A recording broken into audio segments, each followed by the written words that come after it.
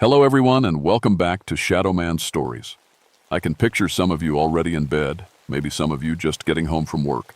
Wherever you are, whatever time it is, I'm glad you're here. If this helps you relax or sleep, please like and subscribe. It means a lot. Now, let's get you comfortable and I'll tell you tonight's story.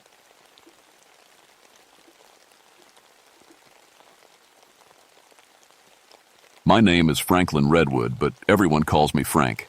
I've been watching the sky from this fire tower for 14 years now, and I thought I'd seen everything there was to see up here. I was wrong. November 1966 was shaping up to be a quiet month in the Monongahela National Forest. The leaves had already fallen, leaving the trees looking like skeleton fingers reaching up toward the gray sky. From my perch, 60 feet up, I could see for miles in every direction. Nothing but rolling hills, bare branches, and the occasional deer trail cutting through the underbrush. I'd been living alone in the tower for 2 years now, ever since Sarah died in that car accident. The isolation suited me fine. My daughter Emma lived with her grandparents down in Charleston, and she'd visit once a month when the weather was good. Up here, it was just me, my radio, and the endless West Virginia wilderness. The tower itself was built back in the 1940s, all steel and glass with a small living area at the top. I had everything I needed: a cot, a hot plate, weather instruments, and the big radio that connected me to the outside world. Most days I'd take readings every few hours, report the weather to the Park Service, and keep an eye out for smoke or anything else that looked out of place. People in the towns below had been talking about strange things lately. Pilots flying over Point Pleasant claimed they'd seen something big in the sky, bigger than any bird they'd ever seen.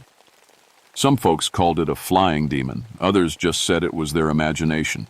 I'd spent 10 years tracking aircraft on Air Force radar, and I knew there wasn't anything in the sky I couldn't identify. Mass hysteria, I figured.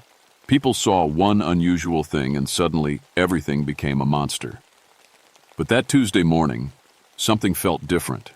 The air was too still, like the forest was holding its breath. I'd been doing my 8 a.m. weather check when I noticed the wildlife was acting strange. Usually I'd see squirrels running around the base of the tower, birds landing on the railings, maybe a fox or two in the distance. Today, nothing. The forest was completely silent except for the wind through the bare branches. I picked up my binoculars and did a slow scan of the area, just like I did every morning. That's when I saw it, a massive shadow moving across the ground about a mile south of the tower. It was too big to be a cloud, too fast to be anything normal. I looked up, trying to find what was casting the shadow, but the sky was empty. My radio crackled to life. Fire Tower 7, this is Base. You copy? I grabbed the handset. Base, this is Frank. I copy. Frank, we've got reports of some kind of large bird causing problems for aircraft in your area. FAA wants you to keep an eye out for anything unusual. Can you do that for us? I looked back toward where I'd seen the shadow. The ground was normal now, just brown grass and scattered leaves. Sure thing, Base. What kind of bird are we talking about? Nobody's sure. Pilots are saying it's got a wingspan of maybe 15 feet, but that doesn't make sense. Could be a really big eagle, maybe. 15 feet. I'd never heard of any bird that big, not in West Virginia. I'll watch for it. Anything else? Yeah, Frank. 3 hunters went missing yesterday in the area below your tower. Park Service is sending a team to look for them, but if you see anything from up there, let us know right away. Missing hunters. That wasn't good. Copy that, Base. I'll keep my eyes open. I hung up the radio and went back to my binoculars. The shadow was gone, but something about the whole situation made my skin crawl. In all my years up here, I'd never seen the animals act this way. It was like they knew something I didn't. Around noon, I was eating a sandwich when I heard it. A sound like massive wings beating, but slower and deeper than any bird I'd ever heard. I grabbed my binoculars and stepped out onto the observation deck. The sound was coming from the north, where the old mining equipment sat rusting in a clearing about 2 miles away. I focused the binoculars and felt my blood turn cold. There, perched on top of an old crane, was something that shouldn't exist. It looked like a giant bird at first glance, but the proportions were all wrong. The body was too large, too human-like. The wings were folded against its back, but even folded, they looked enormous. And the head was turning toward me. Even from 2 miles away, I could see its eyes. They glowed red like hot coals, and I swear they were looking right at me. I blinked, shook my head, and looked again. The thing was still there, still watching me. I fumbled for my radio. "Base, this is Frank. I found your bird." "Go ahead, Frank." It's not a bird. Not exactly. It's sitting on the old crane in the north clearing, and it's looking at me. This thing is huge, Base. Bigger than 15 feet. Static filled the radio for a moment. "Frank, are you feeling all right up there?" I looked through the binoculars again. The creature was gone. "It was just here, Base. I'm not making this up." "Nobody said you were, Frank. Just take it easy up there. Get some rest." I spent the rest of the day watching the crane, but the thing never came back. As the sun went down, I tried to convince myself I'd imagined it. Grief could do strange things to a man's mind, and I'd been alone up here for a long time. But deep down, I knew what I'd seen was real, and I had a feeling it would be back. The next morning, I woke up to find my weather instruments going crazy. The barometer was reading pressure levels that shouldn't be possible, first too high, then too low, like something was playing with the air around the tower. The thermometer showed the temperature had dropped 20 degrees overnight, but there was no weather system that could explain it. I tried to radio Base, but all I got was static. Not the normal kind of static you get from a weak signal. This was different. Underneath the white noise, I could swear I heard something else. A sound like screaming, but not human screaming. It was too high-pitched, too raw. I gave up on the radio and went outside to check the instruments manually. That's when I saw the trees. Every tree in a perfect circle around the base of the tower was dead. Not dying, not sick. Completely dead, like someone had poured poison on them overnight. The circle was maybe 50 feet across, and outside of it, everything looked normal. I climbed down the tower to get a closer look. The dead trees still had their bark, but when I touched one, it crumbled like paper. The ground underneath was black and smelled like sulfur. I'd never seen anything like it. That's when I found the first body. Hunter Jim Morrison was lying about 100 yards from the tower, face down in a pile of leaves. I knew Jim. He'd been hunting these woods for 20 years, knew every trail and landmark. He was the kind of guy who could track a deer for miles without getting lost. But Jim wasn't lost. He was dead. And the way he died, I'll never forget it. 3 massive holes went straight through his back, like something had grabbed him from above and squeezed. The holes were too big for any animal I knew, too precise for an accident. They looked like claw marks. But what kind of claws could punch through a man's ribcage? I checked for a pulse, knowing I wouldn't find one. Jim's face was frozen in terror, his eyes wide open and staring at the sky. His rifle was still in his hands, but he'd never had a chance to use it. I ran back to the tower and tried the radio again. This time I got through to Base, but the connection was awful. Every time I tried to report what I'd found, the static would get louder, almost like something was trying to drown out my words. "Base, found one of the hunters. Jim Morrison. He's dead. Frank, can't hear you. Repeat. Jim Morrison is dead. Something killed him. Something big." The static turned into that screaming sound again, so loud I had to pull the headset off my ears. When I put it back on, the radio was completely dead. I was alone. I spent the afternoon looking for the other 2 hunters, but I didn't find them. What I did find was worse. All around the base of the tower, pressed into the soft earth, were footprints. Not human footprints. These were longer, with what looked like claw marks at the end of each toe, and they were huge. Whatever made them had to be at least 7 feet tall. The prints led away from the tower in every direction, like whatever made them had been circling the area. Some of the prints were so deep they'd cracked the frozen ground. I tried to follow one set, but they led to a rocky outcrop and just stopped. like the thing had jumped off the rocks and started flying. As the sun went down, I locked myself in the tower and tried to make sense of what was happening. 3 hunters were dead or missing. The animals had fled the area. My instruments were going crazy. And somewhere out there, something was watching me. I was looking through my binoculars when I saw it again. This time, it was much closer, maybe half a mile away, standing on top of a ridge. In the fading light, I could make out more details. It was definitely not a bird.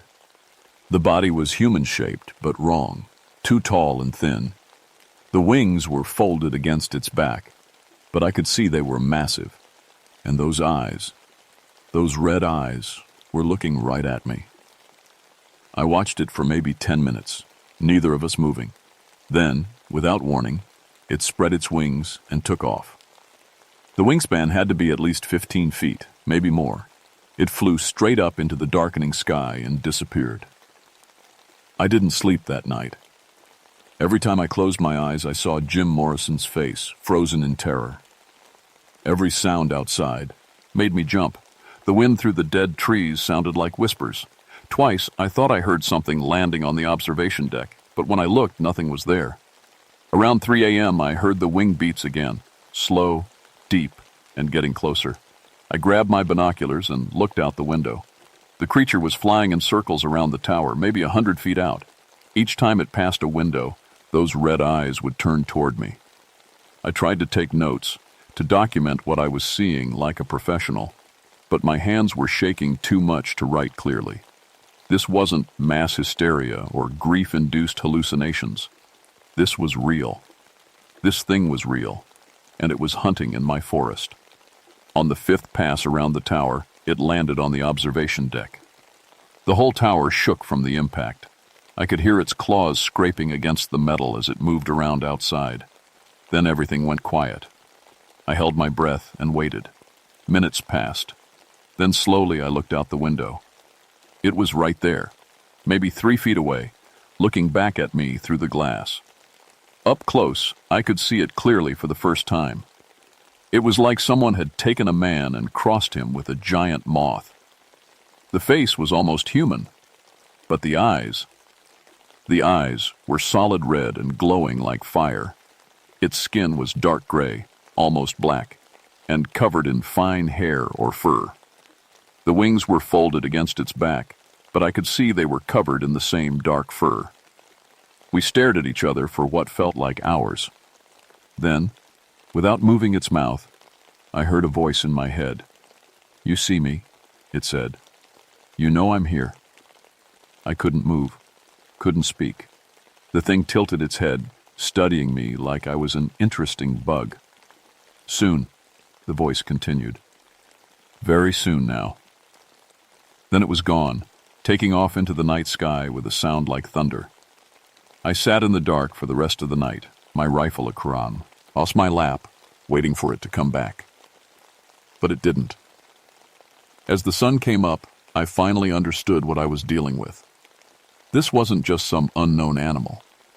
This was something that could think, something that could talk. And it had plans for me.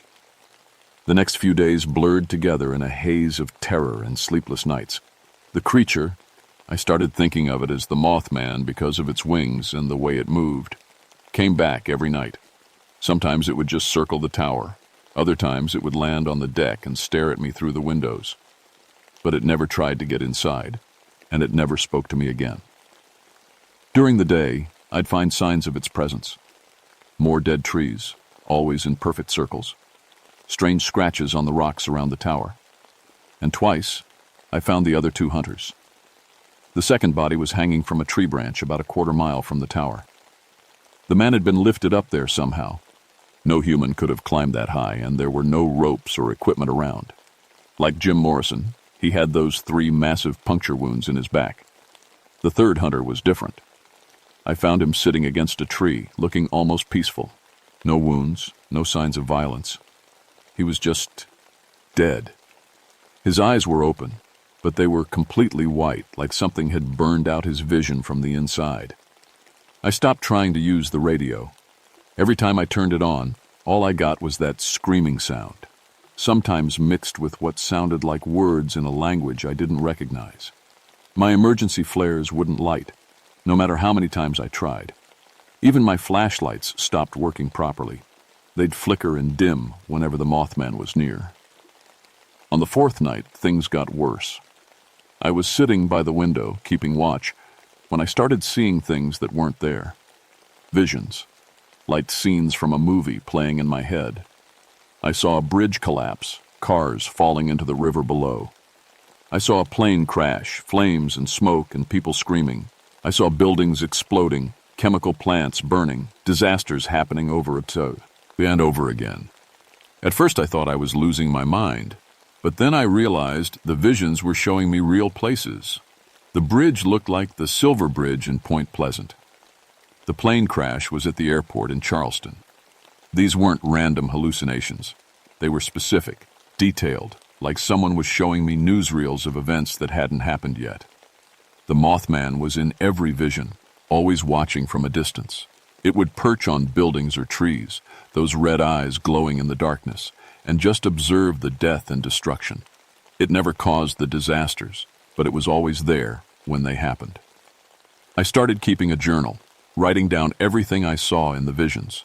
Dates, times, places, details. If these were real predictions, maybe I could find a way to warn people. But every time I tried to write something down, my hands would shake so badly I could barely hold the pen. The visions weren't the worst part, though. The worst part was what the Mothman showed me about Emma. My daughter was supposed to visit me the next weekend. She always came up on the second Saturday of the month, and her grandparents would drive her as far as the ranger station. From there, she'd hike the last few miles to the tower by herself. She was 16 now, old enough to handle the trail, and she loved our monthly visits. But in the vision, I saw her walking across the Silver Bridge in Point Pleasant. She was older, maybe in her 20s, wearing a blue coat I'd never seen before. She was smiling, talking to someone I couldn't see. Then the bridge started to shake. The cables snapped. The whole structure collapsed into the Ohio River, taking Emma with it. I woke up screaming. The Mothman was standing on the deck again, watching me through the glass. This time, when it spoke in my head, the voice was clearer, more insistent. "You see the future now," it said. "You see what's coming." I stood up, my legs shaking. "What do you want from me?" "I want you to watch. I want you to witness. That's what you do here, isn't it? You watch the forest. You watch the sky. Now you'll watch the future." "Why? Why are you showing me this?" The creature tilted its head. "Because someone needs to remember. Someone needs to record what happens when the time comes." "The bridge collapse. When will it happen?" "Soon. Very soon. Your daughter will be there." I pressed my hands against the window. "I can warn her. I can keep her away from the bridge. You can try, but the future is already set. The disasters are coming, and I will be there to see them, just like I'm here to see you." "What are you?" For the first time, the Mothman moved closer to the window. Its red eyes seemed to burn brighter. "I am the witness. I am the herald. I come when death is near, and I watch it unfold. Your grief called me here, but I found something much better. This place, this time, so much death is coming, so much fear. I will feast on it all." I staggered backward. "You're feeding on this, on people's deaths." "I feed on the fear that comes before death, the terror of knowing what's coming but being powerless to stop it, like the fear you're feeling now, thinking about your daughter." I grabbed my rifle and pointed it at the window. "Stay away from her!" The Mothman laughed, a sound like breaking glass inside my head. "Bullets won't help you, Frank. Nothing will help you. You're mine now. You'll watch the disasters unfold, and you'll remember every detail. That's your purpose now." It spread its wings and took off into the night, leaving me alone with my terror and the visions of Emma dying on the bridge. I didn't sleep for the rest of the night. Instead, I sat at my desk and wrote everything down. Every detail of the visions, every word the Mothman had spoken, every terrible thing I'd seen. If I was going to be its witness, its herald, then I'd be a witness for the living too. I'd find a way to warn people, even if it killed me, because I was starting to understand that the Mothman wasn't just showing me random disasters. It was showing me a chain of events, all connected, all leading to something bigger. And Emma was part of it. I had to find a way to save her, even if it meant facing the Mothman directly. The showdown came on Friday night, 2 days before Emma was supposed to visit. I'd been preparing all day, checking my equipment, writing letters I hoped someone would find if I didn't make it through the night.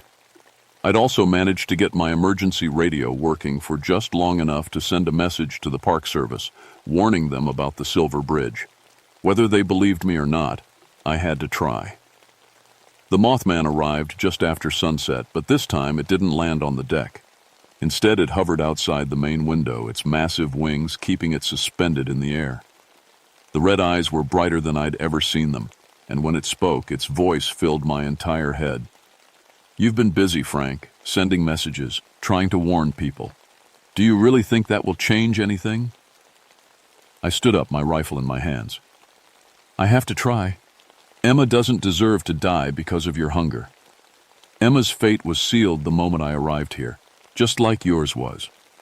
You called me with your grief, your pain over losing your wife. That kind of sorrow is like a beacon to creatures like me. I didn't call you for anything, didn't you? All those nights sitting alone in this tower, wishing you could see the future, wishing you could prevent the disasters that take the people you love. You wanted to know what was coming, Frank. I'm showing you." The creature's wings beat faster, and suddenly the window between us exploded inward. Glass scattered across the floor as the Mothman landed inside the tower, its massive form filling the small space. Up close, it was even more terrifying, 7 feet tall, with wings that seemed to absorb light rather than reflect it. "You want to save your daughter?" it asked, folding its wings against its back. "I'll make you a deal." I kept the rifle pointed at its chest, even though I knew bullets probably wouldn't help. "What kind of deal?" "Stay here. Become my permanent herald. Watch the disasters I show you and record them all. Be my witness, my memory, my voice. Do this, and I'll leave Emma alone. And if I refuse? Then she dies on the bridge, just like you saw, along with everyone else who tries to cross that day. 37 people, Frank. 37 lives, including your daughters." I stared at the creature, trying to understand what it was really offering. "You're saying you'll cause the bridge to collapse if I don't agree?" "I don't cause anything. I simply know what's coming. But I can influence things. Make sure certain people are in certain places at certain times. Your daughter, for instance.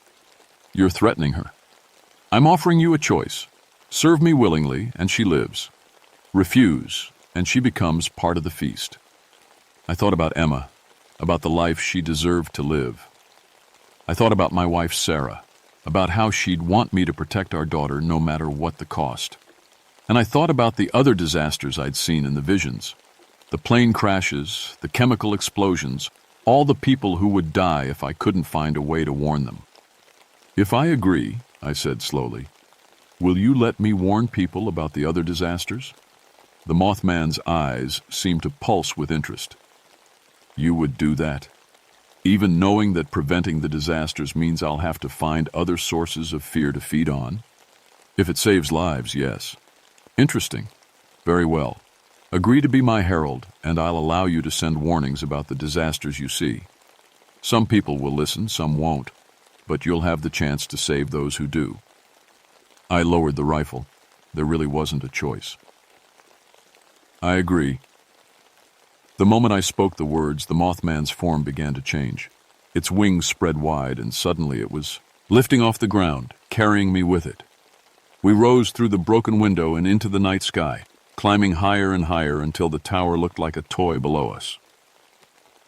"Look," the creature commanded, and suddenly I could see everything.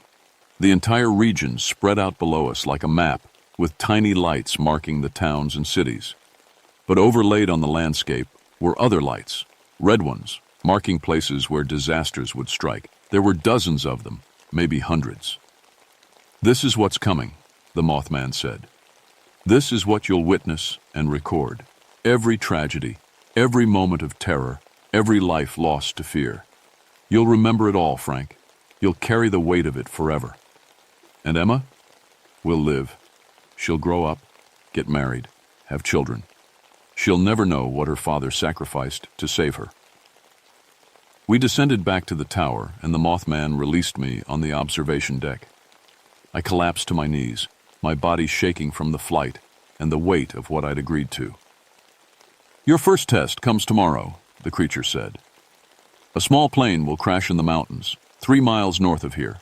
The pilot will survive the crash but die from exposure before rescuers find him. Unless, of course, someone reports the exact location immediately. I looked up at the Mothman.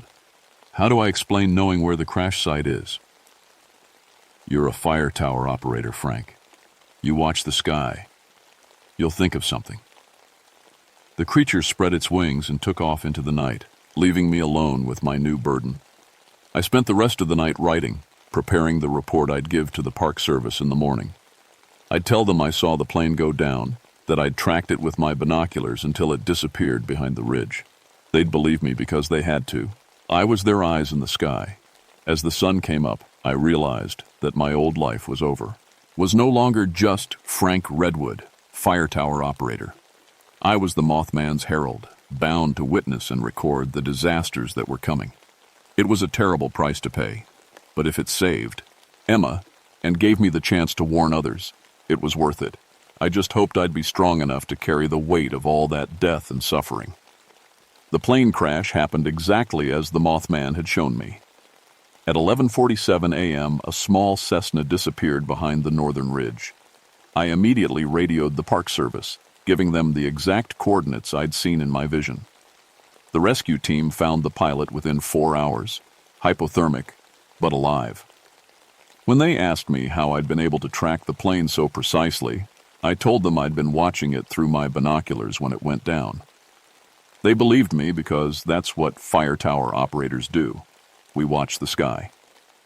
That was the first life I saved as the Mothman's herald. It wouldn't be the last. Over the next few weeks, the visions came regularly. I saw car accidents before they happened, warned about gas leaks that would have killed entire families, called in reports of hunters who would get lost in blizzards. Not everyone listened to my warnings, but enough did that lives were saved. The Park Service started calling me Lucky Frank because of my uncanny ability to spot problems before they became disasters. They never suspected the truth, that I was seeing the future through the eyes of a creature that fed on human terror. Emma visited me the weekend after my encounter with the Mothman. She was her usual cheerful self, excited about school and her friends, completely unaware of how close she'd come to dying on the Silver Bridge. I held her tight when she hugged me goodbye, grateful that she was safe. "You seem different, Dad," she said as she was packing to leave. "Sadder, maybe. Are you okay up here by yourself?" I forced a smile. "I'm fine, sweetheart. Just been having some strange dreams lately. Maybe you should get more sleep. You look tired." If only it were that simple. The visions came, whether I was awake or asleep, and each one left me more drained than the last. I was aging rapidly, my hair turning gray, my hands developing a permanent tremor. The weight of seeing so much death and suffering was taking its toll. But I kept my bargain. I watched, I recorded, I warned whoever would listen. And slowly I began to understand the true nature of what I was dealing with. The Mothman wasn't just a creature that fed on fear. It was something far older and more complex. It existed in the spaces between moments, in the gap between present and future.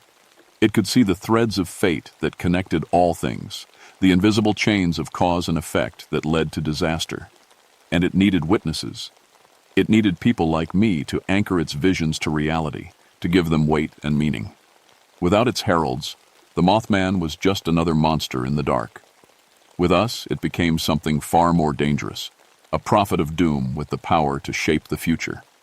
6 months after our deal, I received a letter from the Park Service.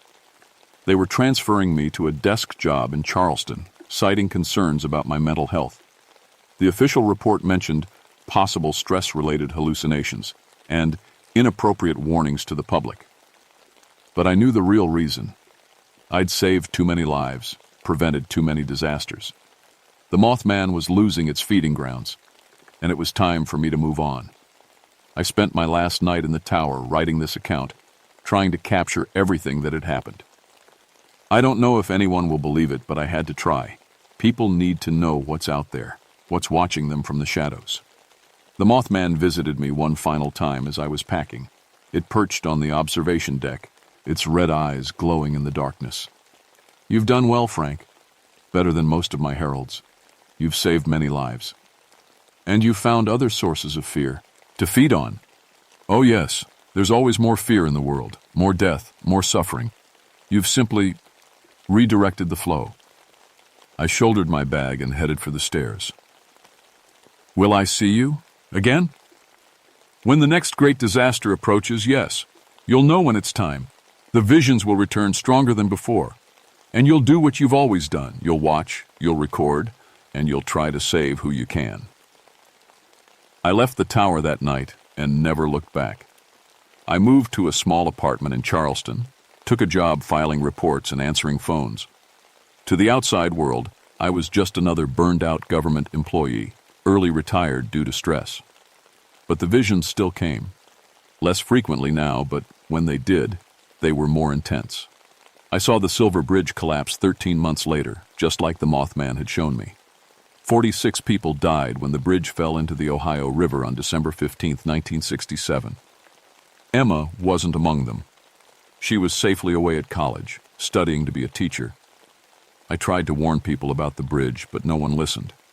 By then, I had a reputation as the crazy ex-fire tower operator who saw disasters everywhere.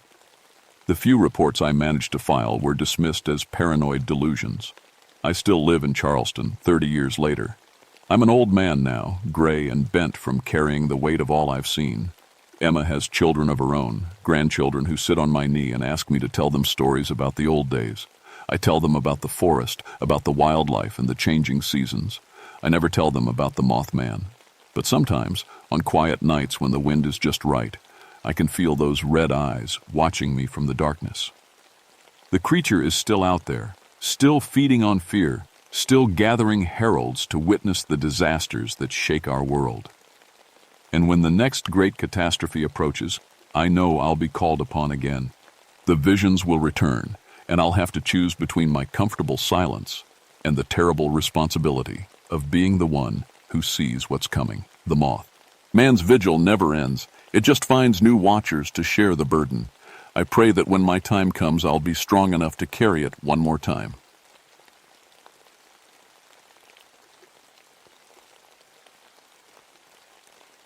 My name is Vincent Ironwood, and I've been a park ranger for 16 years. People call me Vince. I work in the Pine Barrens of New Jersey, where the trees grow thick and the bogs stretch for miles. Most folks think it's just empty wilderness, but I know better. Every inch of these woods has a story. It was July 1975, and the heat was something fierce. The drought had been going on for weeks, making the sandy soil crack and the bog water drop low. I was 42 years old then, with a wife named Elizabeth and a son, Michael, who was 17. Michael worked with me that summer, helping with trail maintenance and learning the Forest Service ways. Elizabeth taught at the local school and always worried when we went deep into the woods. The Pine Barrens can be tricky. The sandy roads twist and turn like a maze, and without proper landmarks, you can get lost quick. Radio signals die out here, swallowed by the thick trees and boggy ground. We had to rely on compass and map, the old-fashioned way. That summer, something was wrong. I'd been tracking these woods for years, knew every animal sound and movement pattern. But the wildlife was acting strange. Deer stayed close to the roads. Birds flew in odd directions. Even the insects seemed quieter than usual. The first sign of real trouble came on a Tuesday morning. I got a call from Bill Henderson, who owned a small farm on the edge of the forest. 3 of his sheep had been killed during the night. Not eaten, killed. When I drove out to look, what I saw made my stomach turn. The sheep were torn apart, but not by any animal I knew. The claw marks were huge, 6 inches apart at least, too big for a bear, too precise for a wild dog. The cuts were clean, almost surgical. And strangest of all, the bodies were arranged in a perfect line, all facing the same direction toward the deep woods. "What do you think did this, Vince?" Bill asked, his face pale. I knelt down and studied the ground. The tracks were there, but they didn't make sense. They looked like hoof prints, but bigger than any horse I'd ever seen. And they were cloven, split down the middle like a cow's, but 8 inches long. "I don't know," I told him honestly, "but I'm going to find out." I took photographs with my old camera, measured the tracks, and made notes in my journal. Everything had to be documented properly. I was a professional, trained to look at evidence and find logical explanations. In 16 years, I'd dealt with bears, coyotes, even the occasional mountain lion. There was always a reasonable answer. But as I drove back through the forest that day, something felt different. The trees seemed to lean in closer. The shadows were darker. And I swear I heard something moving through the brush, keeping pace with my truck, but staying just out of sight. That night at dinner, I told Elizabeth and Michael about the sheep. Michael's eyes got wide with excitement. "Dad, you think it could be the Jersey Devil?" he asked. I laughed and shook my head. "Son, the Jersey Devil is just an old story. Been around for 250 years, meant to scare kids and tourists. Whatever killed those sheep is real, and it's got 4 legs and sharp claws." But Elizabeth looked worried. "Vince, maybe you should call for backup. Don't go into those woods alone." "I'll be careful," I promised. "But this is my job. Whatever's out there, I need to handle it." Later that night, lying in bed, I listened to the sounds outside. The pine barrens were never completely quiet. There were always night birds, rustling leaves, distant animal calls. But that night, the silence felt heavy. Wrong. I got up and looked out the window. The moon was almost full, casting silver light across the trees. For just a moment, I thought I saw something moving between the pines, something big, walking upright. But when I blinked, it was gone. The next morning, I got to work early. Michael was already there, loading equipment into the truck. He'd been helping with trail, maintenance all summer, and I was proud of how hard he worked. The kid had a good head on his shoulders. "Where are we going today, Dad?" he asked. "Cedar Swamp Trail," I told him. "Need to check those new camera traps I set up." I'd placed motion-activated cameras along the trail leading from Bill's farm into the deep woods. If something was moving through there, I wanted pictures of it. We drove out as the sun was climbing higher, already promising another scorching day. The truck bounced along the sandy road, kicking up dust.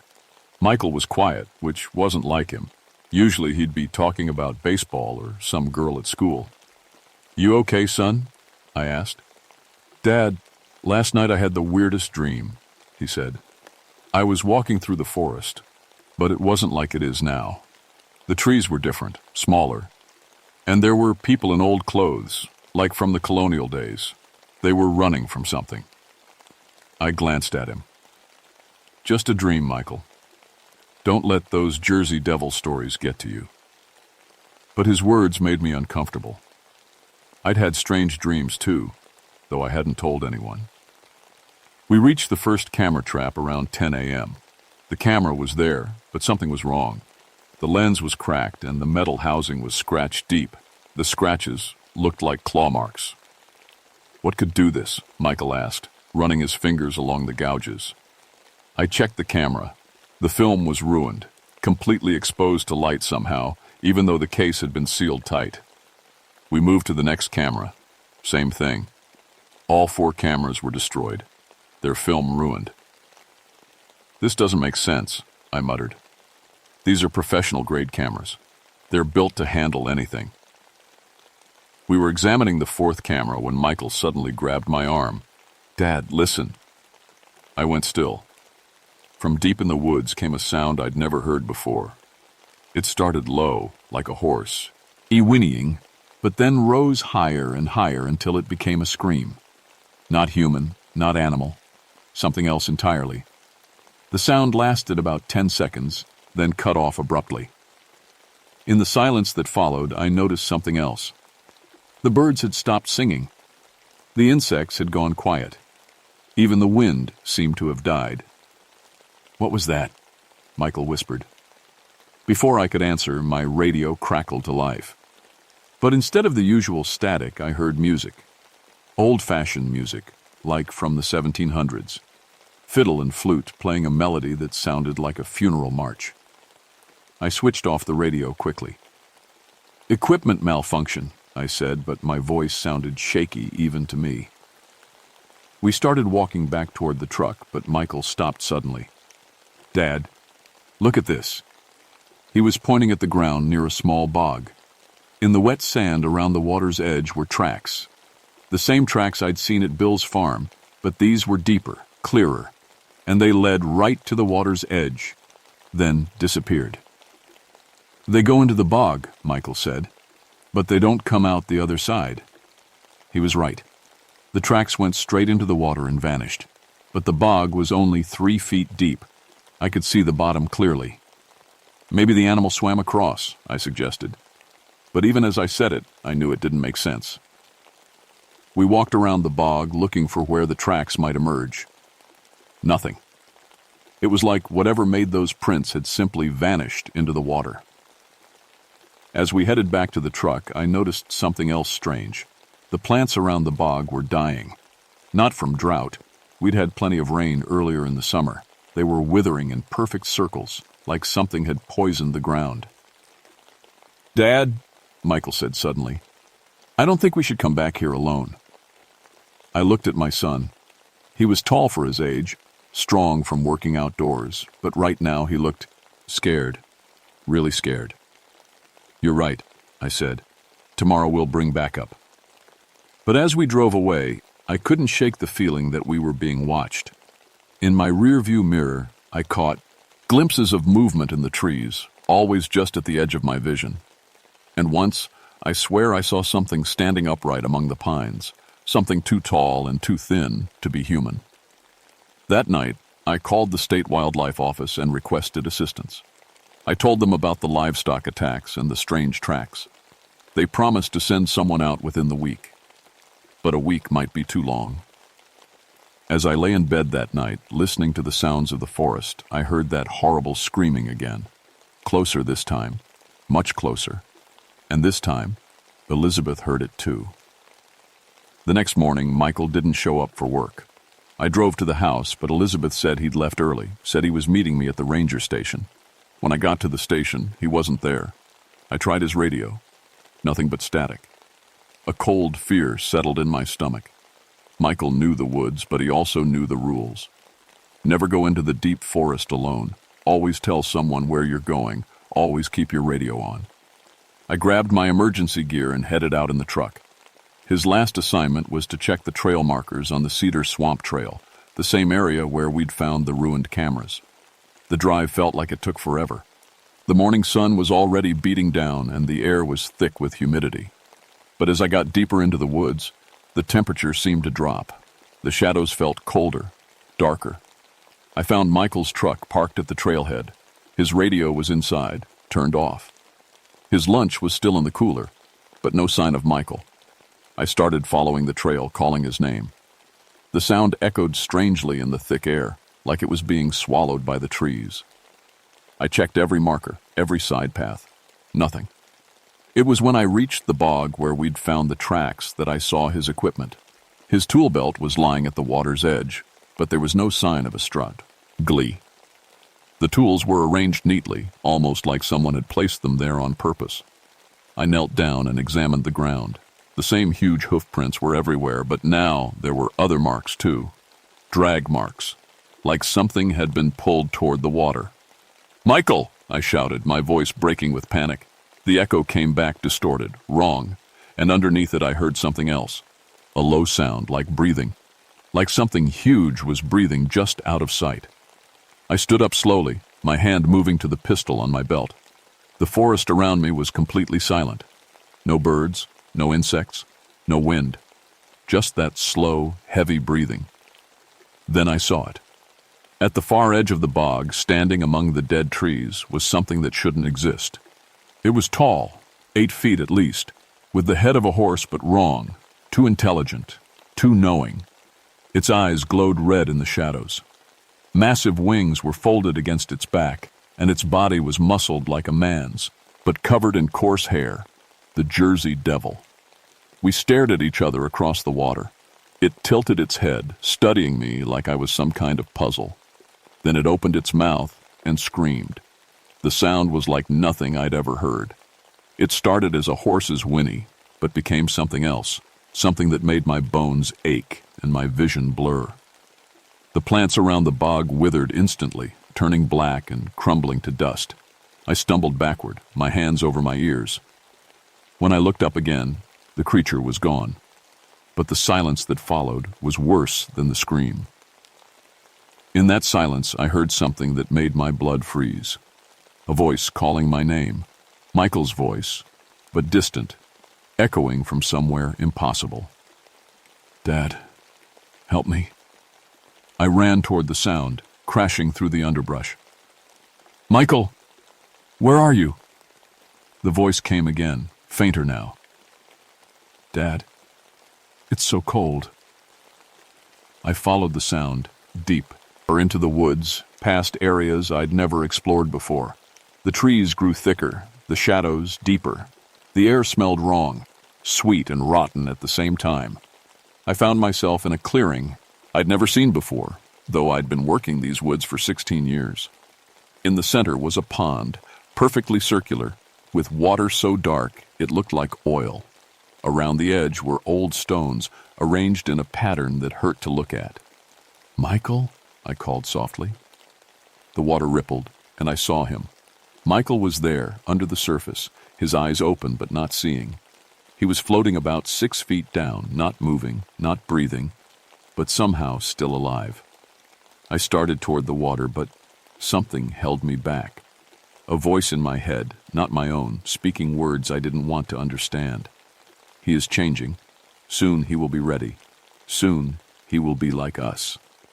I spun around, looking for the source of the voice. The Jersey Devil stood at the edge of the clearing, its red eyes fixed on me. But now I could see it clearly, and it was worse than I'd imagined. Its horse head was partially rotted, with patches of skull showing through. Its wings were torn and scarred like they'd been damaged in some ancient battle. Its hooves were split and cracked, and where they touched the ground, the earth turned black. "Your son will be the first," the voice continued. "The first of the new breed, half human, half devil. He will help us spread beyond these woods, beyond the curse that binds us here." "No," I whispered. "You can't have him." The creature laughed, a sound like breaking glass. "We already do. Look at the water." I looked back at the pond. Michael was changing. His skin was darker, more leathery. His fingers were longer, ending in claws, and his eyes were beginning to glow red. "The transformation takes 3 days," the voice explained. "On the 3rd day, he will emerge, and he will be ours. You cannot stop it. You cannot save him. But you can join him. You can be part of something greater."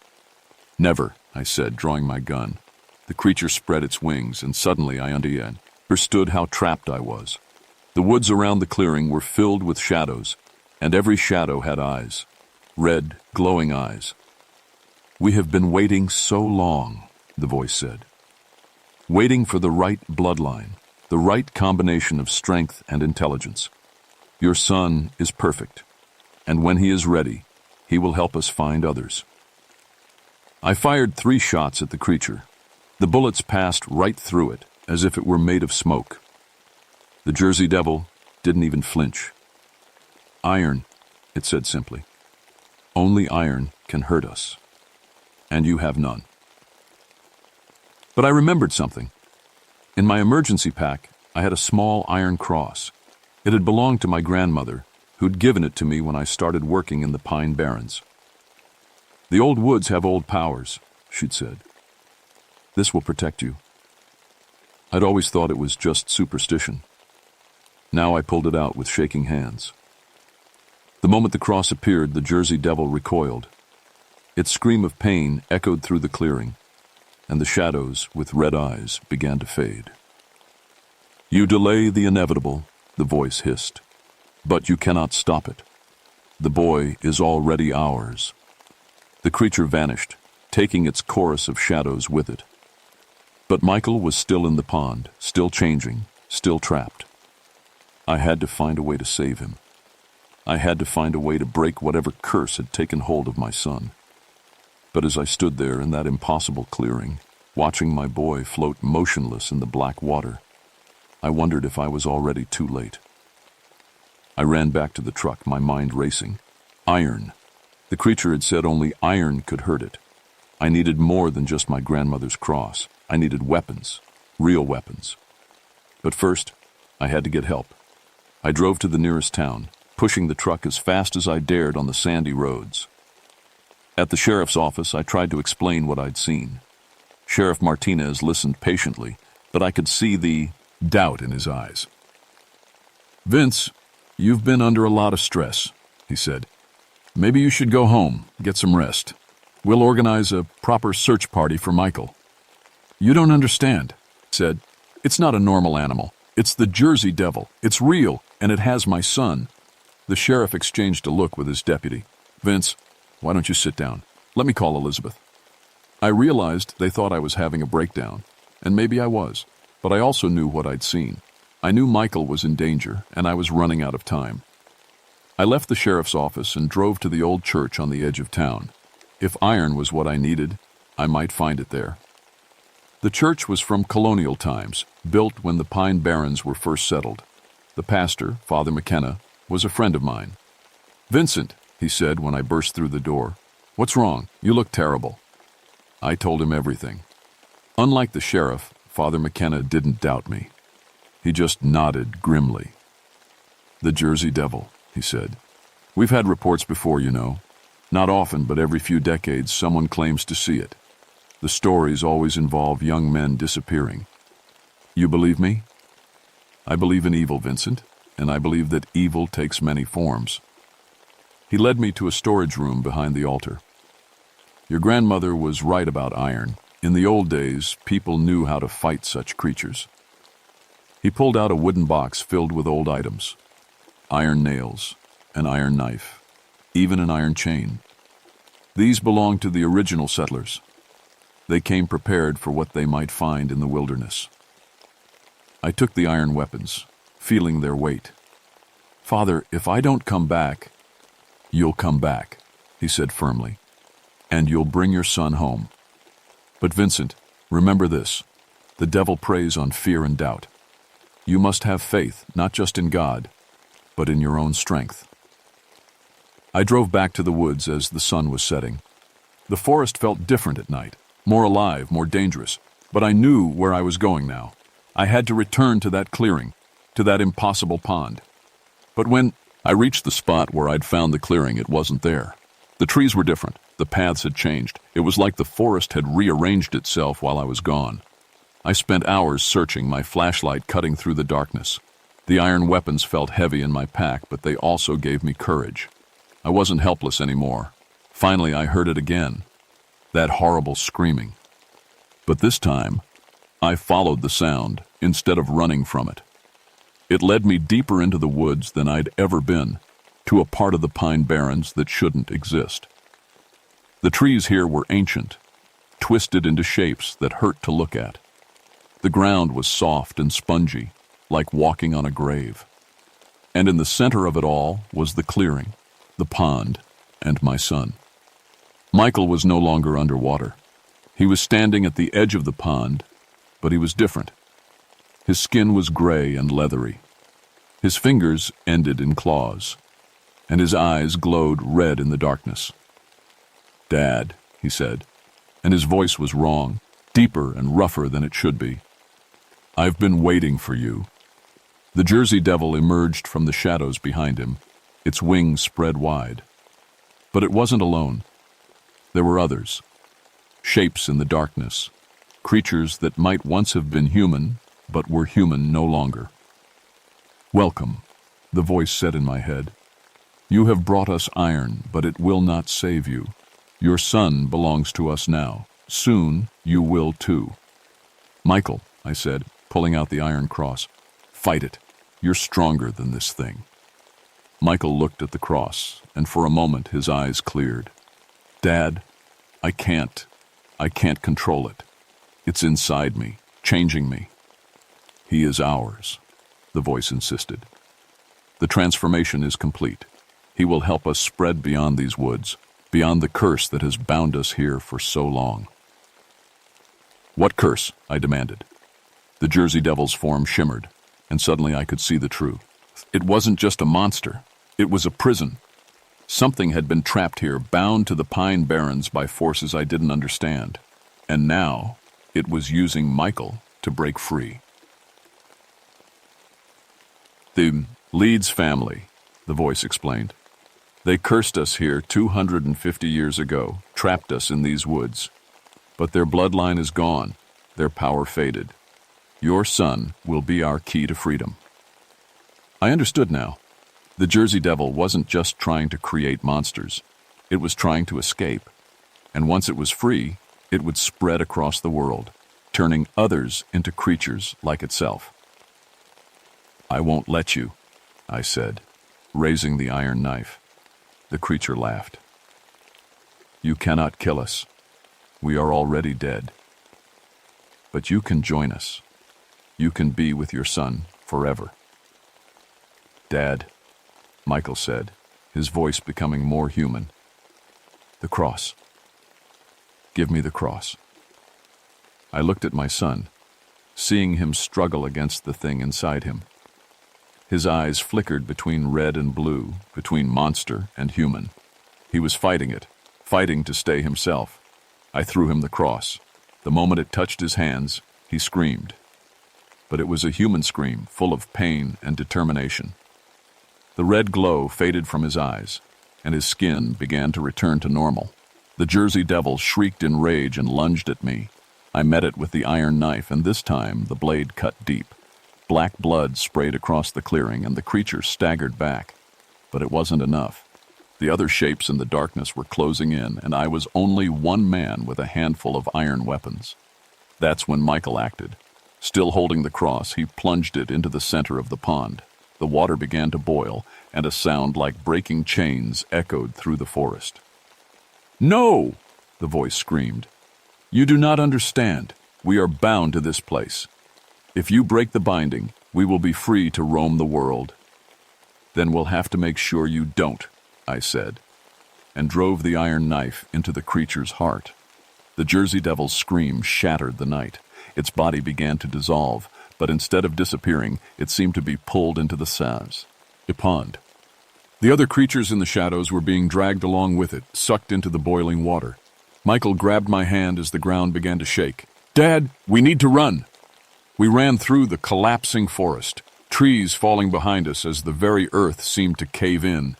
The pond was expanding, becoming a whirlpool that swallowed everything around it. But it wasn't freeing the creatures. It was pulling them deeper, trapping them in some place far below the world. We reached the truck just as the forest went quiet. Behind us, where the clearing had been, there was nothing but a perfectly circular lake, its water clear and still. Michael looked at me, and I saw that his eyes were blue again, human again. But there were changes in him that would never fade. His hearing was sharper, his strength greater, and sometimes, in the dark, his eyes reflected light like an animal's. Dad, he said quietly, I can still feel it sometimes. The thing that was inside me. What if it comes back? I put my arm around my son. Then we'll fight it again. Together. The official report said it was a bear attack. Michael had been knocked unconscious and fallen into a bog. I'd found him just in time. The Park Service transferred me to a desk job, said I'd been under too much stress. But I knew the truth, and so did Michael. The changes in him weren't just physical. He could hear things others couldn't, see in the dark, sense when supernatural forces were at work. At first, it terrified him. But as time passed, he learned to use these abilities. It's like I'm part of both worlds now, he told me one night, months after the incident. Human and something else. Maybe that's what I'm supposed to be. I started researching everything I could about the Jersey Devil, about the Pine Barrens, about the old curses and legends. What I found disturbed me. The creature we'd fought wasn't mine, EK. There were others, in other places, bound by other curses, and some of those bindings were weakening. Elizabeth never knew the whole truth, but she knew something had changed. She supported my new obsession with folklore and cryptid research, even when it meant late nights and long trips to remote locations. "You're hunting something," she said one evening, watching me pack my gear. "Something that's not in any textbook."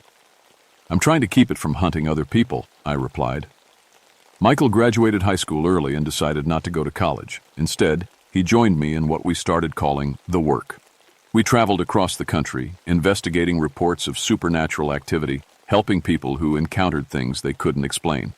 We learned that the Jersey Devil hadn't been destroyed. It had been sent somewhere else, somewhere deeper, but its influence remained. Other creatures, other curses, other traps were starting to weaken. The modern world was forgetting the old protections, the old knowledge. Someone had to remember. Someone had to stand guard. 5 years after that night in the Pine Barrens, I got a call from a ranger in the Adirondack Mountains. Livestock attacks, strange tracks, people talking about something with glowing eyes and impossible speed.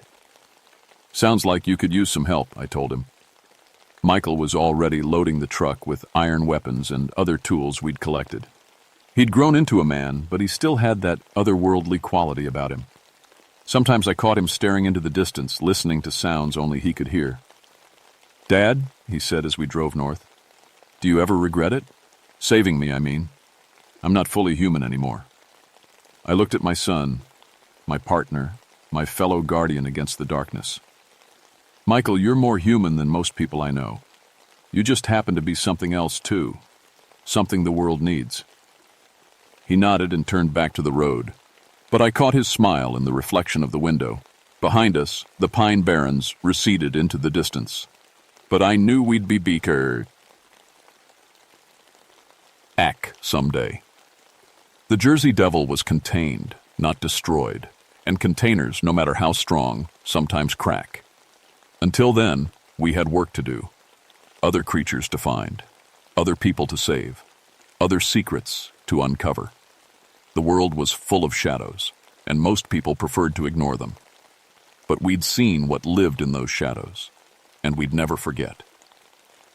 As we drove through the night toward our next case, I thought about that summer in 1975, about the choice I'd made to save my son, regardless of the consequences, about the price we'd both paid for that choice. And I thought about the words Father McKenna had spoken. "The devil preys on fear and doubt. You must have faith." I had faith now. Faith in the work we were doing, faith in the bond between father and son, and faith that no matter how dark the world became, there would always be people willing to stand against the darkness, even if those people were no longer entirely human themselves. The truck's headlights cut through the night, leading us toward whatever waited in the mountains ahead. And in the distance, I could hear Michael humming an old song, one I'd never heard before, but that somehow sounded familiar. A song from the deep woods, where the old powers still lived, and the old battles were never truly won. Only postponed.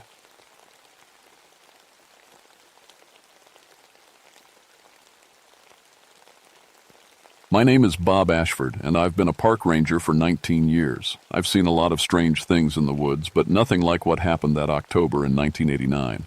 People tell me I should write it down, so maybe someone will believe me. Maybe someone will learn from my mistakes. I worked the night shift at Kettle Moraine State Forest in Wisconsin. Most folks don't know how dark it gets out there when the sun goes down. The trees block out the moon, and the fog rolls in thick between the hills. It's the kind of place where your headlights only show you 10 feet ahead, and anything could be waiting in the shadows. I was 45 then, trying to put my life back together. My wife, Jennifer, had left me 2 years before because of my drinking. She took our kids, Sarah and Tommy, and moved to a house just outside the forest. I'd been sober for 8 months, going to meetings, doing everything right. Jennifer was talking about maybe trying again. We had dinner plans that weekend to discuss it. The calls started coming in around Halloween. Folks driving down Bray Road at night said they saw something that shouldn't exist. A wolf walking on 2 legs. A monster with glowing eyes. The sheriff's office got tired of the crazy reports and asked me to check it out. They figured it was teenagers playing pranks or maybe a bear standing up to reach something. I believed them. In 20 years of law enforcement, first as a deputy, then as a ranger, I'd learned that people see what they want to see, especially when they're scared or had a few drinks. There's always a normal explanation for the weird stuff. Bray Road winds through some of the thickest forest in the state. Old German families settled there in the 1800s, and their kids grew up on stories about wolves and wild things in the woods. When the last wolves were killed off in the 1950s, the stories should have died too, but they didn't. The first time I drove down that road on patrol, I felt something wrong. The air was too still. No wind, no bird sounds, no insects buzzing. Just my engine and the crunch of leaves under my tires. The temperature seemed to drop 10 degrees as soon as I turned onto the road, even though my dashboard thermometer didn't change. I told myself it was just the trees blocking the warmth. Dense forest always feels colder at night.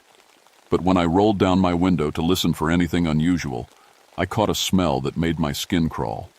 Wet dog and something rotting, like roadkill that had been sitting in the rain for days. My radio crackled with static. Dispatch couldn't hear me clearly, and I couldn't hear them. Equipment problems happened all the time in the forest, but this felt different. The static had a rhythm to it, almost like breathing. I drove the whole length of Bray Road that first night and found nothing.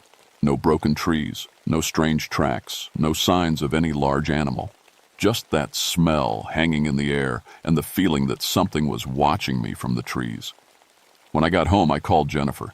She asked how work was going, and I almost told her about the weird feeling on Bray Road. But I caught myself. If I wanted her to trust me again, I couldn't start talking about mysterious smells and spooky feelings. I had to be the steady, reliable man she fell in love with. Just another quiet night, I told her. Looking forward to dinner this weekend. I should have told her the truth. I should have warned her to stay away from that road. 3 nights later, I found the car.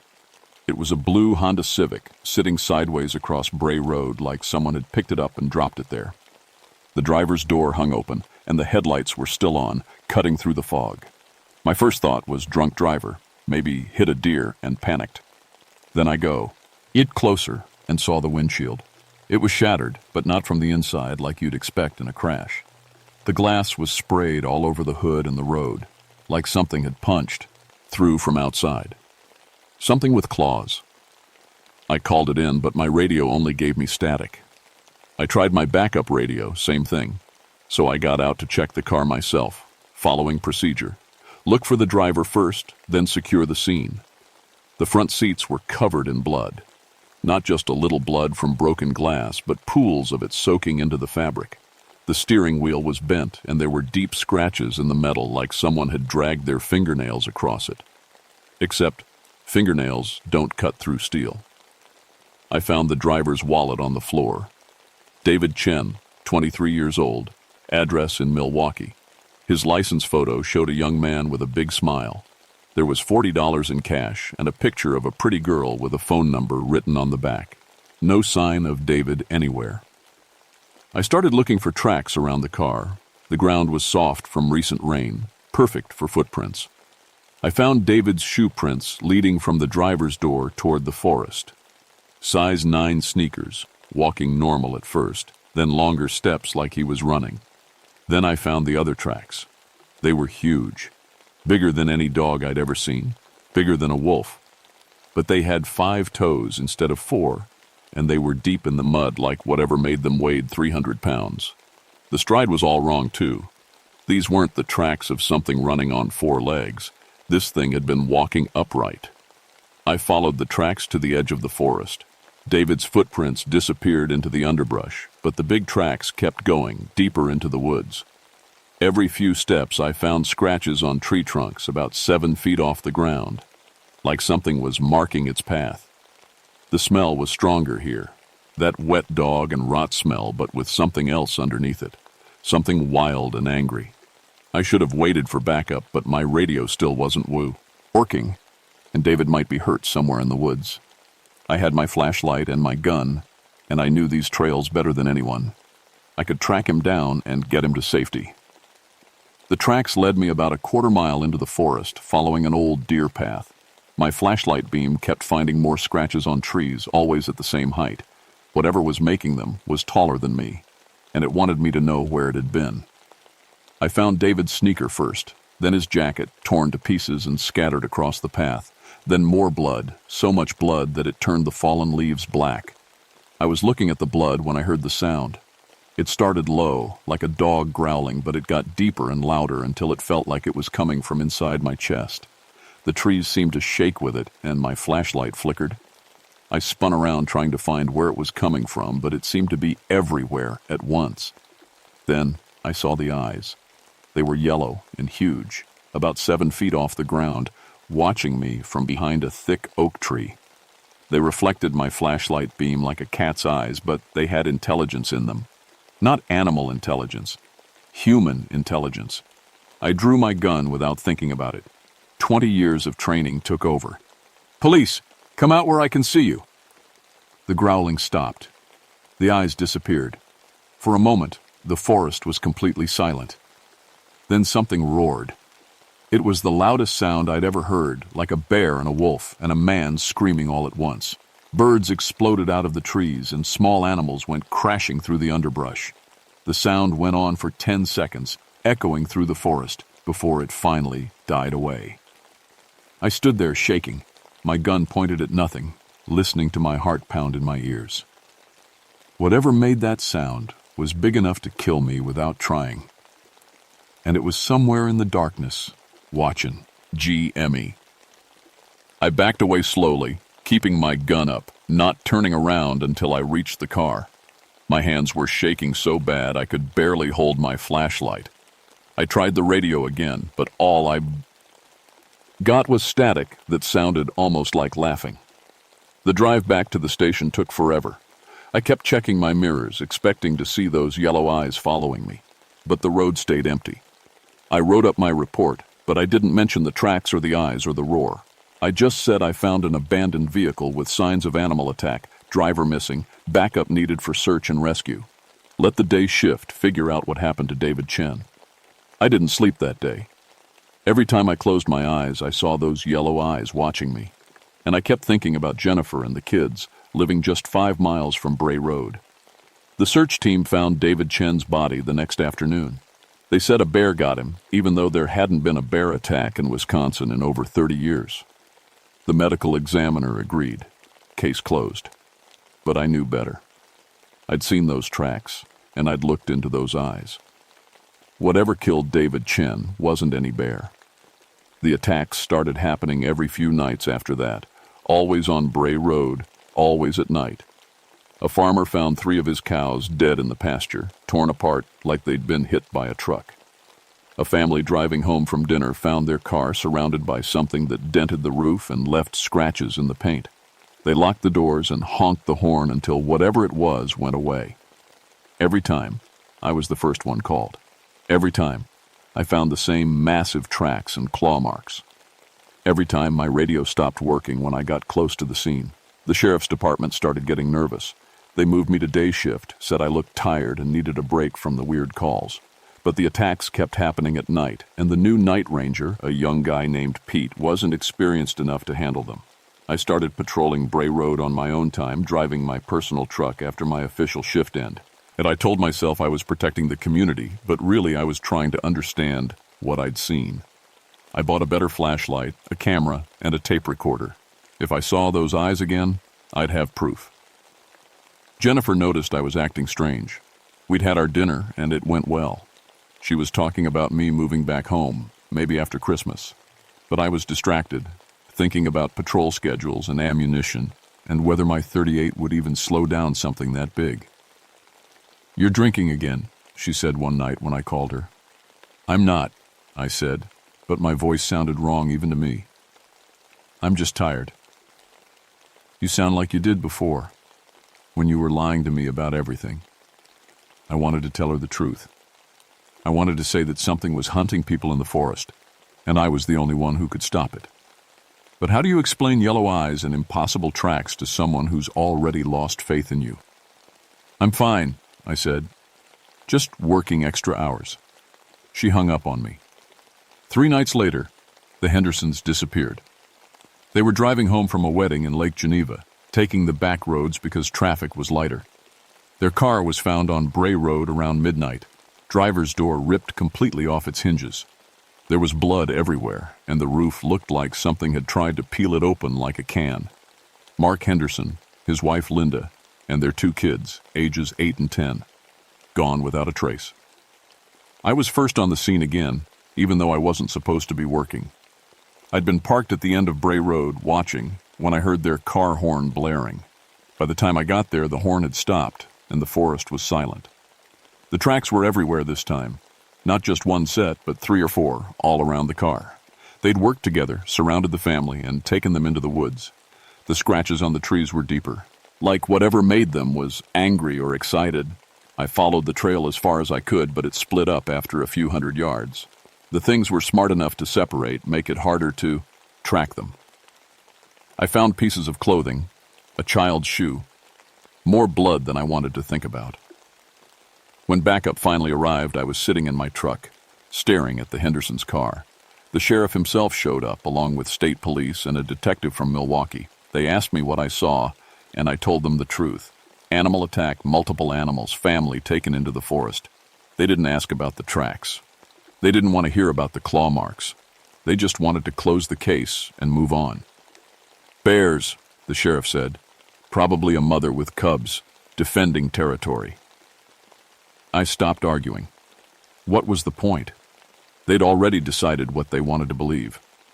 But I knew the truth. These weren't bears or wolves or any normal animal. They were something else. Something that hunted in packs and planned their attacks. Something that was getting bolder and more aggressive. And they were still out there, somewhere in the forest, waiting for the next car to come down Bray Road. I started drinking again that night, just 1 beer to help me sleep. Then 2. Then I lost count. The next morning, I called Jennifer to warn her about staying away from Bray Road. She didn't answer. I left a message, then called again. And again. Finally, she picked up. I don't want to talk to you, she said. I can hear it in your voice. You're drinking again. Jennifer, listen to me. Don't drive down Bray Road at night. It's not safe. You're scaring me, Bob. You sound crazy. Maybe I was crazy. Maybe I was seeing things that weren't there. But I'd rather be crazy than let something happen to my family. Just promise me, I said. Please. She was quiet for a long moment. I think you need help. Real help. Not just the meetings. Then she hung up, and I knew I'd lost her again. I saw it clearly for the first time on a Tuesday night in November. The moon was full, and the fog was thin enough to see more than a few feet ahead.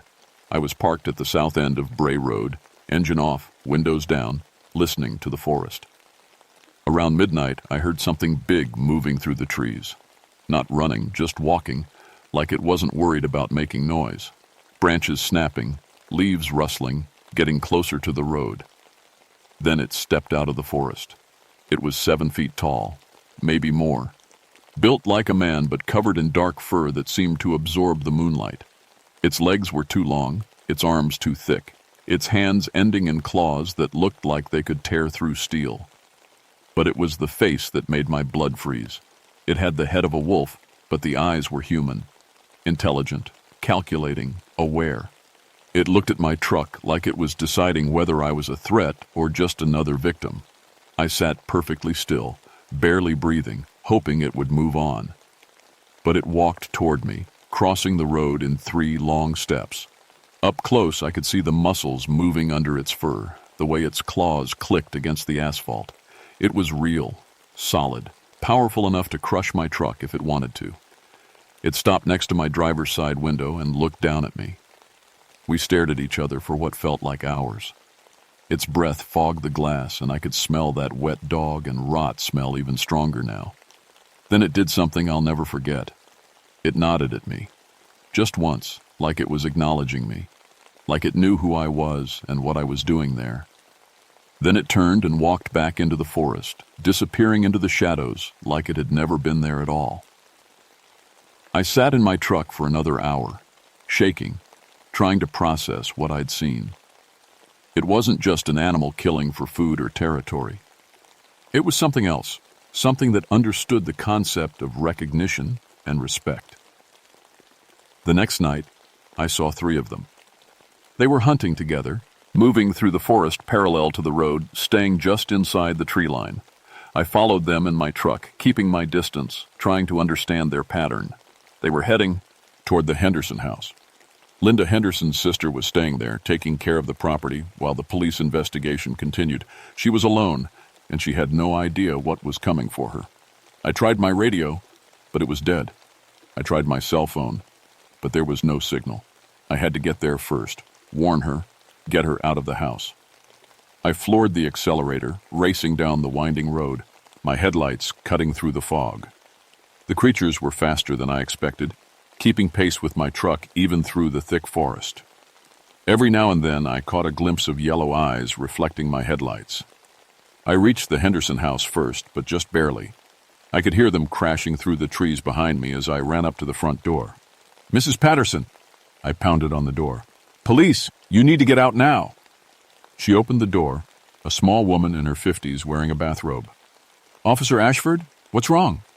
"There's no time to explain. We need to leave. Now." She looked confused, but she could hear the panic in my voice. "Let me get my purse." "No time." That's when the first one hit the house. The impact shook the entire building. Windows rattled and something heavy crashed against the side wall. Mrs. Patterson screamed, and I pulled her toward my truck. The second one landed on the roof. We could hear its claws scraping against the shingles, tearing them off. The third one appeared at the edge of the yard, cutting off our path to the truck. I drew my gun and fired 3 shots into the air. The creatures stopped moving, but they didn't retreat. They were waiting, watching, deciding their next move. "Get behind me," I told Mrs. Patterson, "and when I say run, you run to the truck." The one on the roof jumped down, landing between us and the truck. It was the same one I'd seen before, the one that had nodded at me. It looked at me with those and eyes, tilting its head like it was asking a question. Then it stepped aside. "Run," I whispered to Mrs. Patterson. "Now." She ran, and I backed toward the truck, keeping my gun pointed at the creatures. They watched us go, but didn't follow. When we reached the truck, I helped Mrs. Patterson inside and started the engine. As we drove away, I looked in the rear-view mirror. All 3 creatures were standing in the road, watching us leave. The one in the middle raised its hand in what looked almost like a wave. I drove Mrs. Patterson to the sheriff's station and told them everything. The whole truth this time. The tracks, the eyes, the intelligence, the hunting pack. They listened politely, then suggested I take some time off to rest. But I'd learned something important that night. The creatures weren't just mindless killers. They were intelligent. They could make decisions, and they could show mercy. Maybe they could be reasoned with. Maybe there was a way to end this without more people dying. I went back to Bray Road the next night, but this time I came prepared. I brought a cooler full of raw meat from the butcher shop, hoping to show the creatures I wasn't a threat. I also brought a map of the forest, thinking maybe I could understand their territory better. The leader was waiting for me at the same spot where I'd first seen it. It watched me get out of my truck, dragging the cooler behind me. When I opened the cooler and showed it the meat, it tilted its head, curious. I spread the map out on the hood of my truck and pointed to the areas where the attacks had happened. All of them were on the edges of a specific section of forest, about 5 square miles of thick woods that hunters rarely visited. The creature stepped closer and looked at the map. After a moment, it placed one claw on the center of that area, then looked at me. Its meaning was clear. This was our home, their territory. I nodded and pointed to the roads around the territory, then to myself. I was trying to ask if I could keep people away from their hunting grounds. It watched me, carefully, then nodded once. We made a deal that night. I would redirect patrol routes to avoid their territory during hunting season, and I would discourage people from using Bray Road after dark. In exchange, they would stop hunting humans. It's been 35 years since that night, and the deal has held. There haven't been any more attacks on Bray Road, though sometimes hunters report seeing large tracks in the deep woods. The Sheriff's Department officially lists the Henderson case as unsolved, and the other incidents are still blamed on bear attacks. I retired from the Rangers 5 years later. The drinking got bad again, and I couldn't handle the stress of keeping the secret. Jennifer tried to help, but I couldn't explain why I was having nightmares about yellow eyes and why I jumped at every sound in the forest. We never got back together. She found someone else, someone who could give her the normal life she deserved. I see my kids sometimes, but they're grown now with families of their own. They think their dad is a little crazy, and maybe they're right. I still live near the forest, and sometimes on quiet nights, I hear howling in the distance. Long, mournful sounds that seem to be calling to something. The creatures are still out there, still protecting their territory, still honoring our agreement. Sometimes I wonder what would have happened if I'd tried to fight them instead of making peace. Maybe I would have won. Maybe I would have died trying. But I think about David Chen and the Henderson family, and I know I made the right choice. The forest has its own rules, its own justice. We can live alongside it, or we can fight it and lose everything. I learned that lesson on Bray Road, and I've been living with it ever since. If you ever find yourself driving through rural Wisconsin at night and you see a sign for Bray Road, just keep driving. Some places are meant to be left alone, and some deals are too important to break. My name is Bob Ashford, and this is my story. I hope you believe me, but more importantly, I hope you stay safe. The forest is still watching, and it remembers everything.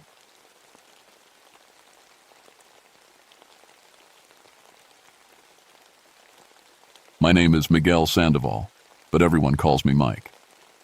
I've been a park ranger at Big Bend National Park for 11 years now, and I thought I'd seen everything this desert could throw at me. I was wrong. It was August 1995, and the heat was killing everything. Every day hit over 110 degrees, and the air felt like breathing through a furnace.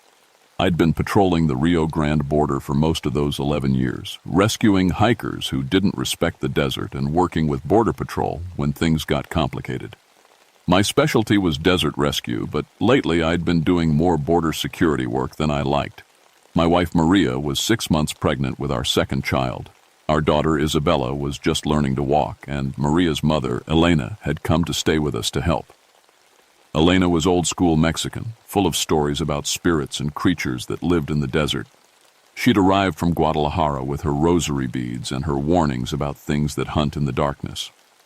"Miguel," she'd tell me over dinner, "the desert has memory. It remembers the old ways, the old hungers. You be careful out there." I'd smile and nod, but inside I rolled my eyes. I was a modern man with a college degree and scientific training. I believed in facts, evidence, and logical explanations. The desert was dangerous enough without adding superstition to the mix. We'd just bought a house in Terlingua, a small town about 30 miles from my patrol area. It was a big step for us, and I was considering taking a promotion that would move us to park headquarters. Less desert patrol, more administrative work, better hours for a family man. That was before the animals started dying. The first call came from Jorge Reyes, a Mexican rancher whose land bordered the park. His English was broken, but his fear was clear. "Ranger Mike, you come quick. My goats, they are dead, but not no, Urmel dead." Something very bad happened. I drove out to his ranch early that morning. The sun was barely up, but the heat was already making the air shimmer. Jorge met me at his gate, his face gray with worry. "I find them this morning," he said, leading me to his goat pen. 23 goats, all dead. But look, Ranger Mike, look how they died. What I saw made my stomach turn. 23 goats lay scattered around the pen, but they weren't torn apart like you'd expect from a coyote or mountain lion attack. They were intact, but wrong. Each animal had 2 small puncture wounds on its neck, and they were completely drained of blood. Their skin was gray and papery, like old leather. "No blood anywhere," Jorge whispered. "No sign of feeding. No tracks except... He led me to the far corner of the pen. These. I knelt down and studied the prints in the dust. They were unlike anything I'd seen in 11 years of desert work.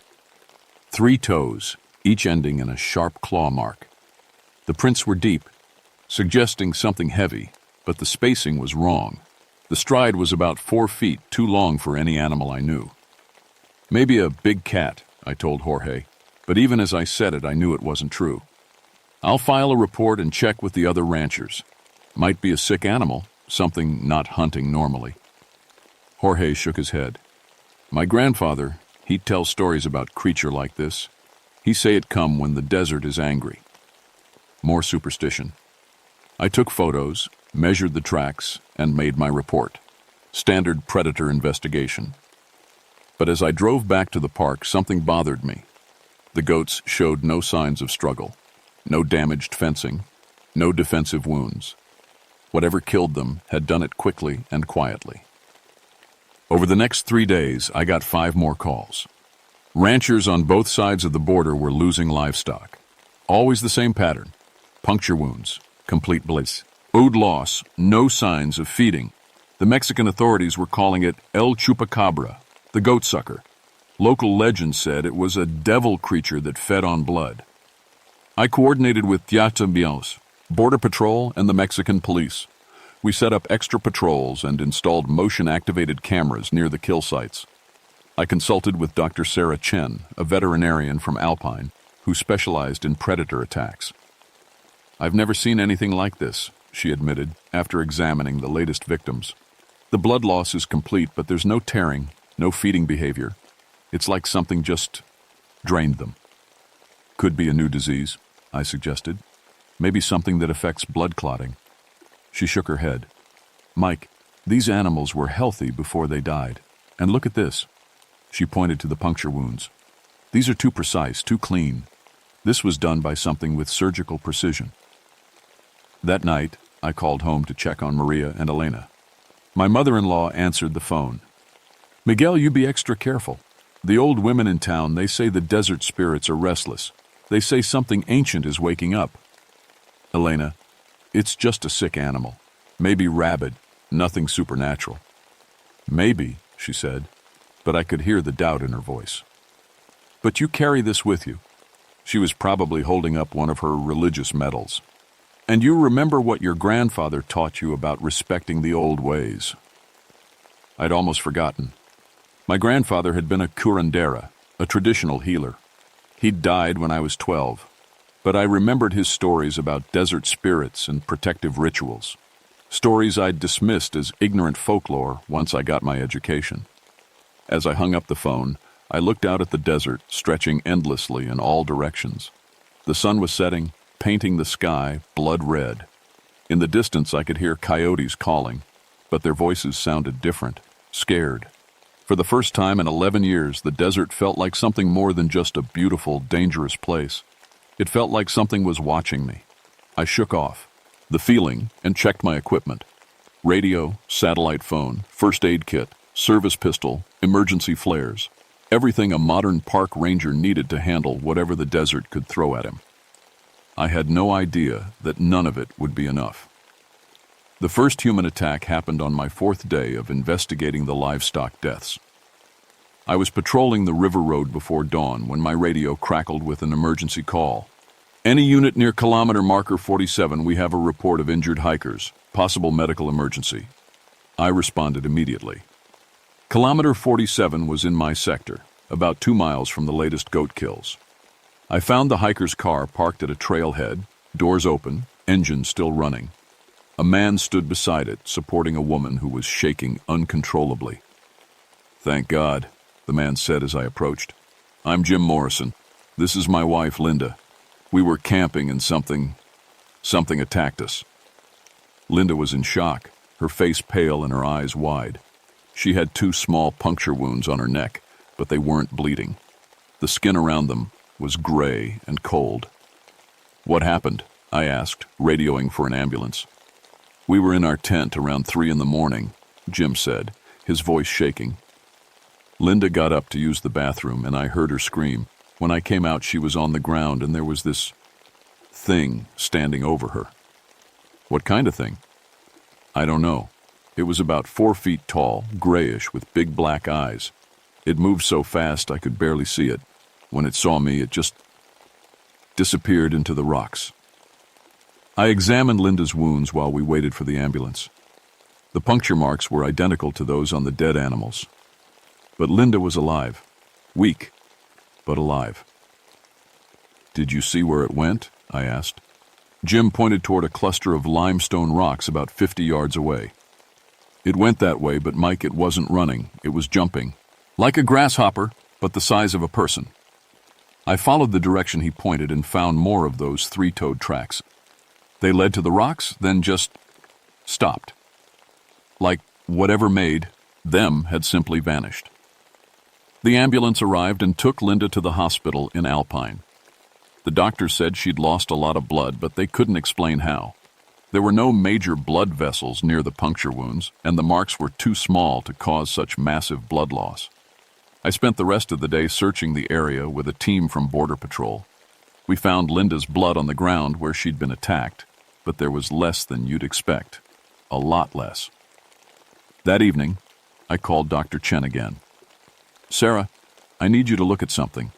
The human victim from this morning. Her blood loss doesn't match the wound pattern. I heard about the attack. How is she? Stable, but weak. Like she's been sick for weeks instead of hours. And Sarah, the witnesses, described something that matches what the ranchers have been seeing.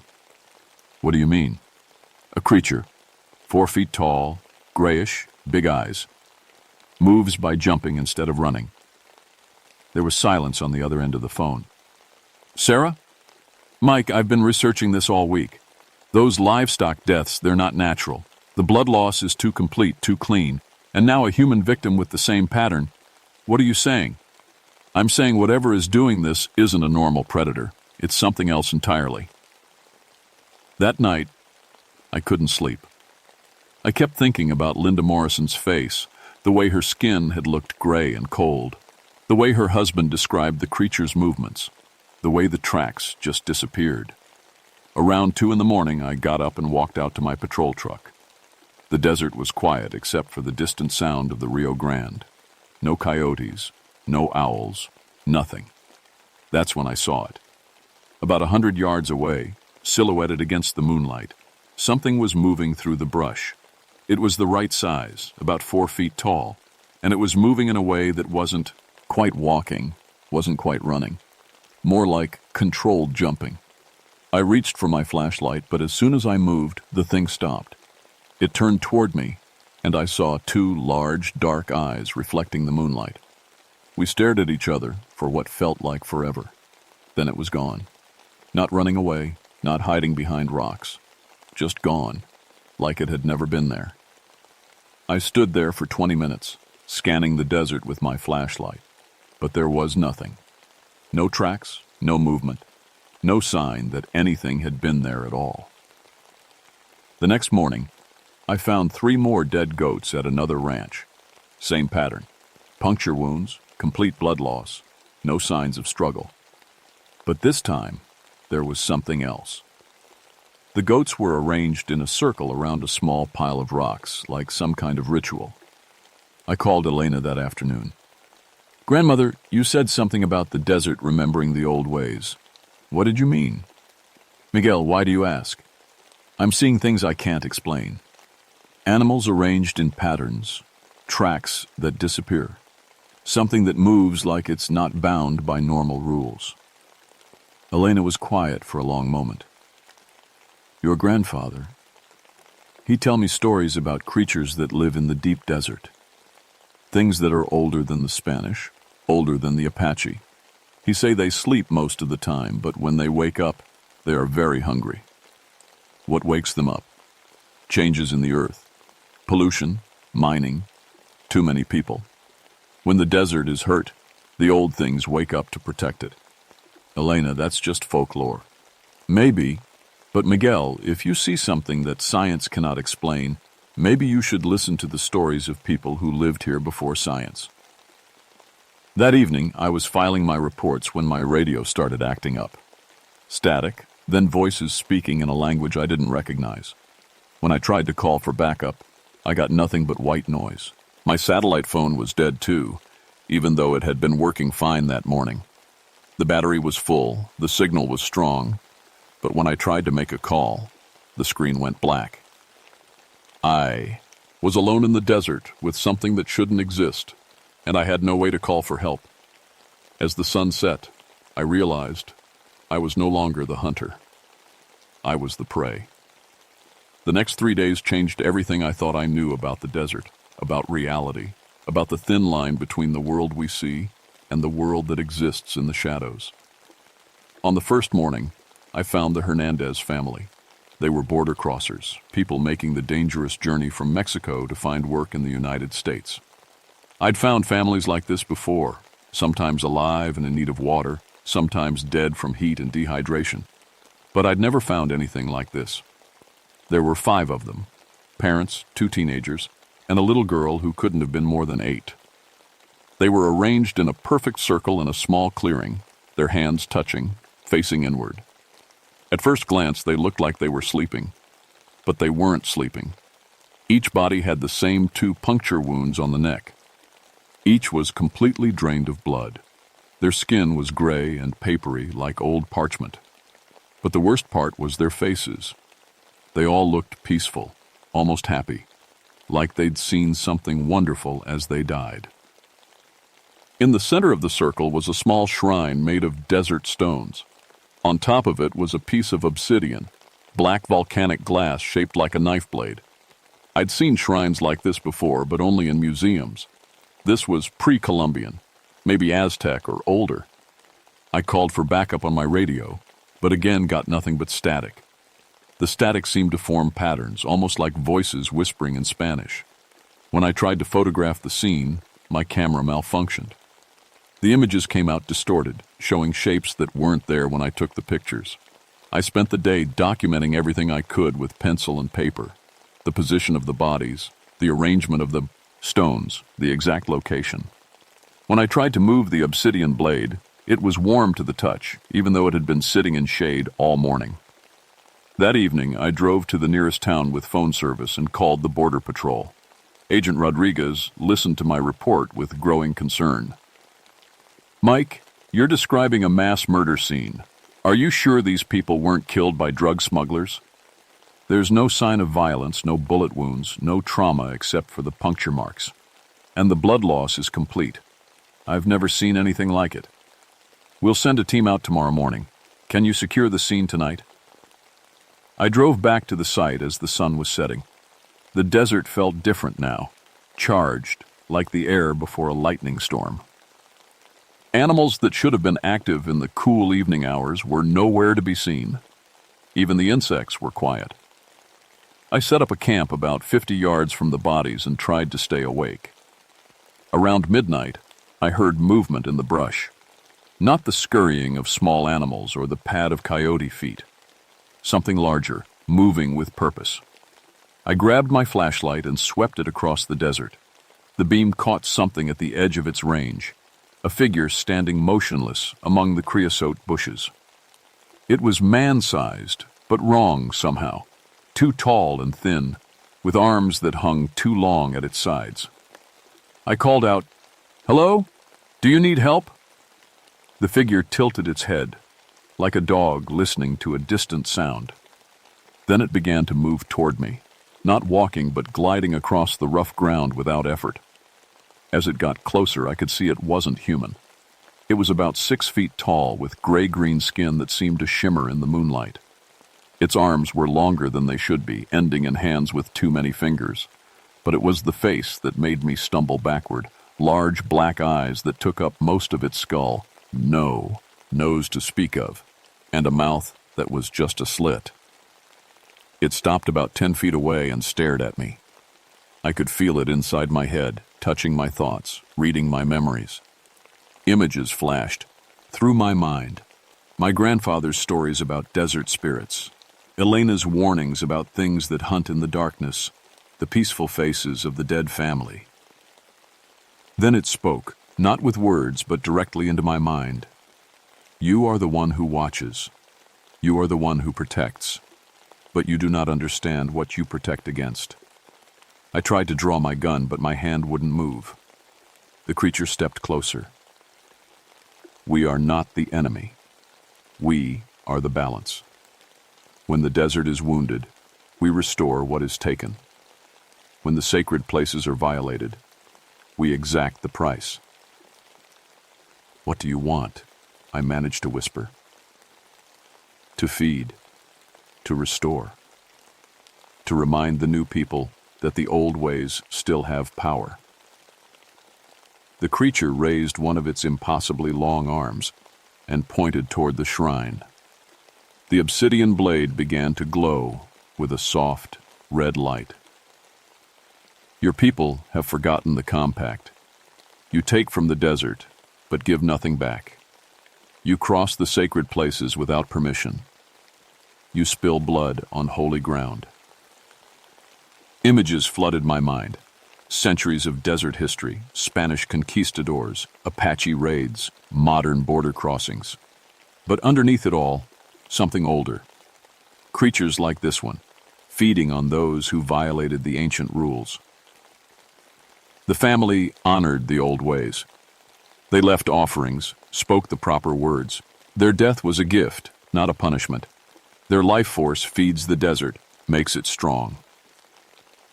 They were innocent people, I said, finding my voice. All death is innocent. All life is sacred. But some deaths serve a greater purpose. The creature began to fade, becoming translucent in the moonlight. You have the sight, Watcher. You can see what others cannot. Choose wisely how you use this gift. It disappeared, leaving me alone with the dead family and the glowing obsidian blade. I didn't sleep that night. I sat by my truck with my gun in my lap, watching the desert and thinking about what the creature had said. By morning, I had made a decision that would change everything. When the Border Patrol team arrived, I told them I'd found the family dead from dehydration and heat exposure. I hid the shrine before they got there, wrapped the obsidian blade in a towel, and took it with me. I filed a report about multiple deaths from natural causes. Agent Rodriguez pulled me aside as they were loading the bodies. "Mike, you look like hell.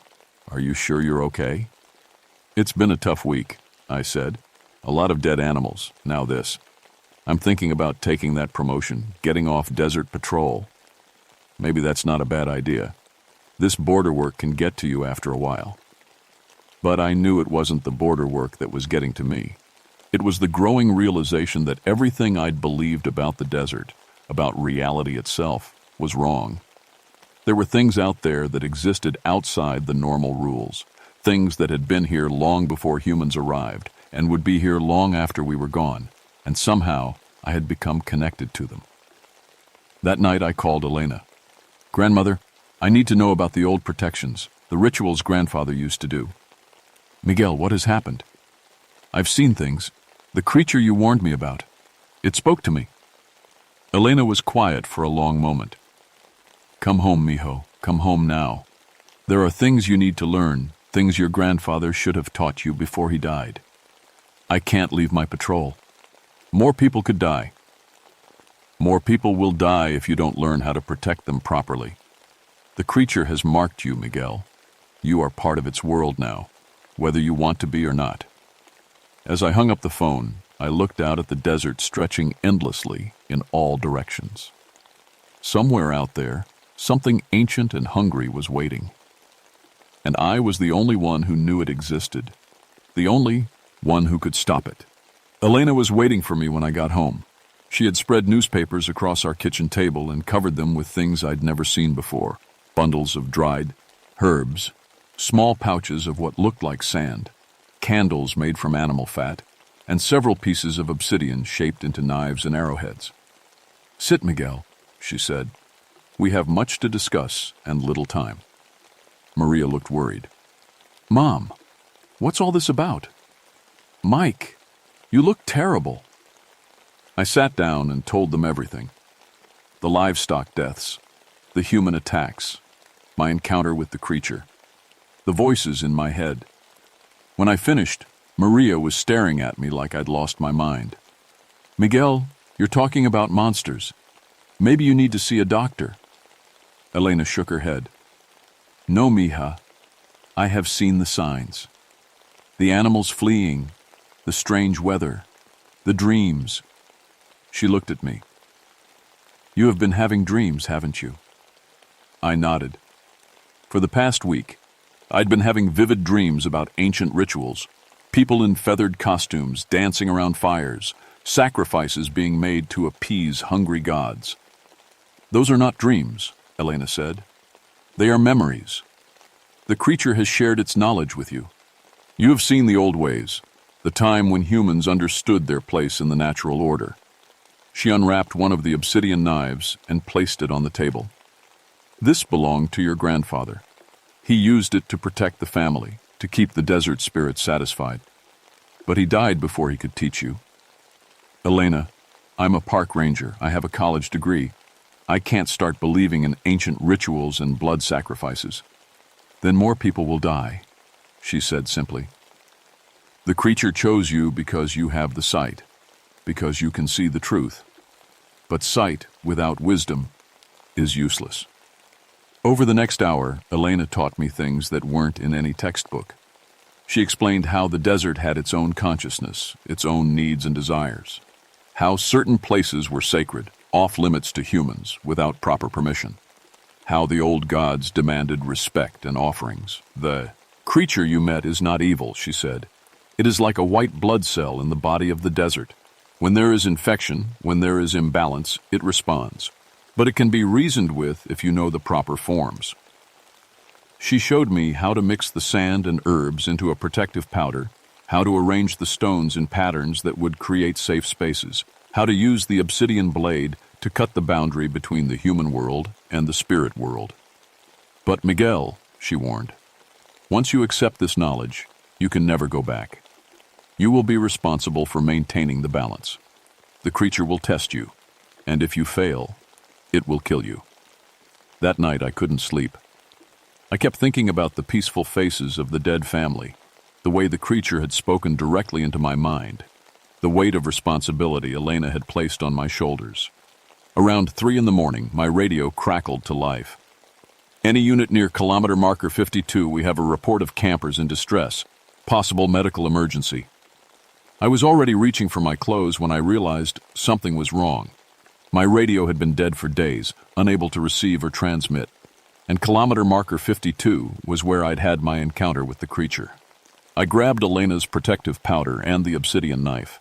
If this was what I thought it was, I would need both. The drive to marker 52 took 30 minutes. When I arrived, I found a campsite with 2 tents, a dying fire, and no people. Their car was there, keys in the ignition, but the campers were gone. I followed a trail of disturbed earth and broken brush into the desert. The tracks were familiar now, the 3-toed prints of the creature. But there were also human footprints. The campers had been taken alive. The trail led to a small canyon I'd never noticed before, hidden between 2 limestone ridges. As I approached, I could hear voices. Human voices, but speaking in a language I didn't recognize. The same language I'd heard on my radio during the static episodes. I climbed to the rim of the canyon and looked down. What I saw made my blood freeze. There were dozens of them. Creatures like the one I'd encountered, but smaller, more primitive. They were gathered around a natural altar made of stone, and on the altar were the 2 missing campers. The campers were alive but paralyzed, their eyes wide with terror. The larger creature, the one who had spoken to me, stood at the head of the altar. It was holding an obsidian blade, identical to the one Elena had given me. As I watched, it began to chant in that ancient language. I realized I was seeing a feeding ritual. The creatures weren't just draining blood. They were harvesting life force, spiritual energy, the very essence of what made the campers human. I had to stop it. I scrambled down into the canyon, clutching Elena's protective powder and the obsidian knife. The creatures turned as I approached, their black eyes reflecting the moonlight. Several of them hissed and moved to block my path. "Stop!" I shouted, hoping the leader would recognize me.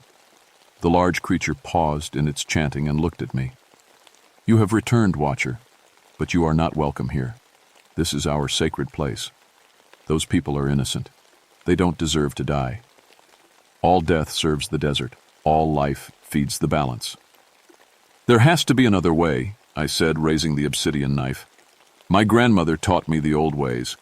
I know about the compact between humans and spirits." The creature tilted its head, studying me. "Show me." I began to speak the words Elena had taught me, ancient phrases in a mixture of Spanish and Nahuatl. As I spoke, I scattered the protective powder in a circle around myself and the altar. The powder began to glow with a soft blue light. The smaller creatures stepped back, hissing, but the leader remained where it was.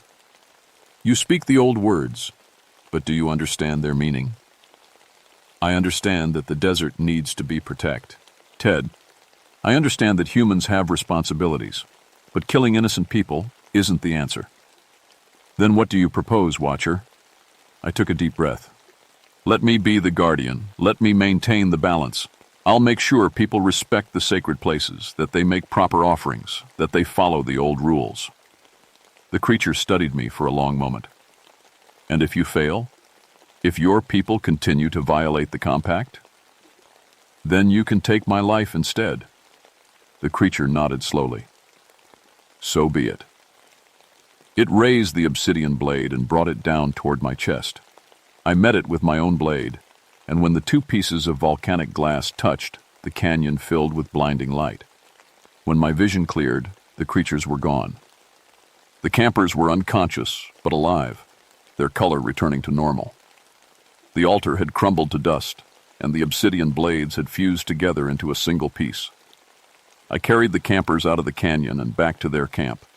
When they woke up, they remembered nothing about being taken, only that they'd fallen asleep by their fire and had strange dreams. As I drove home, I could feel the weight of the fused obsidian blade in my pocket. I could also feel something else, a new awareness, a connection to the desert that I'd never experienced before. I could sense the movement of animals, the flow of underground water, the slow pulse of the earth itself. I had become what the creature called me, a watcher, a guardian, a bridge between the human world and the ancient powers that ruled the desert. But I also knew this was only the beginning. The official report was simple. 2 campers found unconscious from dehydration and heat exposure. They were treated at the hospital and released the next day. The livestock deaths were attributed to a pack of diseased coyotes, which were never found, but were presumed to have moved on to other hunting grounds. I took the promotion to park headquarters. My new job was education and visitor safety, which meant I spent most of my time teaching people about desert survival and the importance of respecting the natural environment. I never mentioned the old ways directly, but I made sure visitors understood that the desert was a place of power that demanded respect. The creature kept its word. The attacks stopped, at least in my area. But I knew it was still out there, watching, waiting. I could feel its presence sometimes when I was alone in the desert, a cold touch at the edge of my consciousness. I aged 10 years in the canyon that night. My hair turned gray, lines appeared around my eyes, and I developed a chronic fatigue that no doctor could explain. Maria was worried, but I told her it was just the stress of the job. I couldn't tell her the truth, that I'd sacrificed part of my life force to save the campers, that I was now connected to something ancient and hungry. Elena understood. She could see the change in me, the way I carried myself differently, the way I seemed to be listening to sounds no one else could hear. "You did well, mijo," she told me one evening as we sat on the porch watching the sunset. "Your grandfather would be proud." "I don't feel proud," I said. "I feel different, like I'm not entirely human anymore." "You are still human," she said. "But you are also more than human. You are a bridge, a translator. The desert spirits trust you now, and that is a great responsibility." She was right. Over the following months, I found myself drawn to places where the boundary between worlds was thin. I could sense when someone was in danger, when the old rules were being violated. I started carrying the fused obsidian blade with me always, a reminder of the bargain I'd made. There were other incidents. A group of college students who tried to vandalize a prehistoric rock art site found themselves lost in the desert for 3 days, despite being less than a mile from the road. A mining company that wanted to drill in a sacred vale. Lay had all their equipment mysteriously break down. A drug smuggler who used an ancient burial ground as a waypoint was found by Border Patrol, babbling about shadow people and refusing to go back into the desert. I dealt with each situation quietly, using a combination of official authority and ancient wisdom. Sometimes I could resolve things with just a warning and a proper offering. Other times, I had to call on my connection to the creature to remind people that the desert had its own laws. Maria gave birth to our son, Daniel, in November. He was a healthy baby, but Elena noticed something unusual about him. He would stare at empty corners of the room, following movement that no one else could see.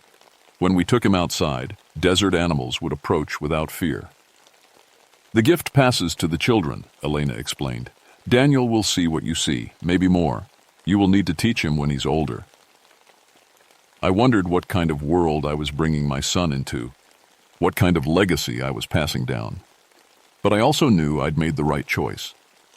The desert was safer now, more balanced.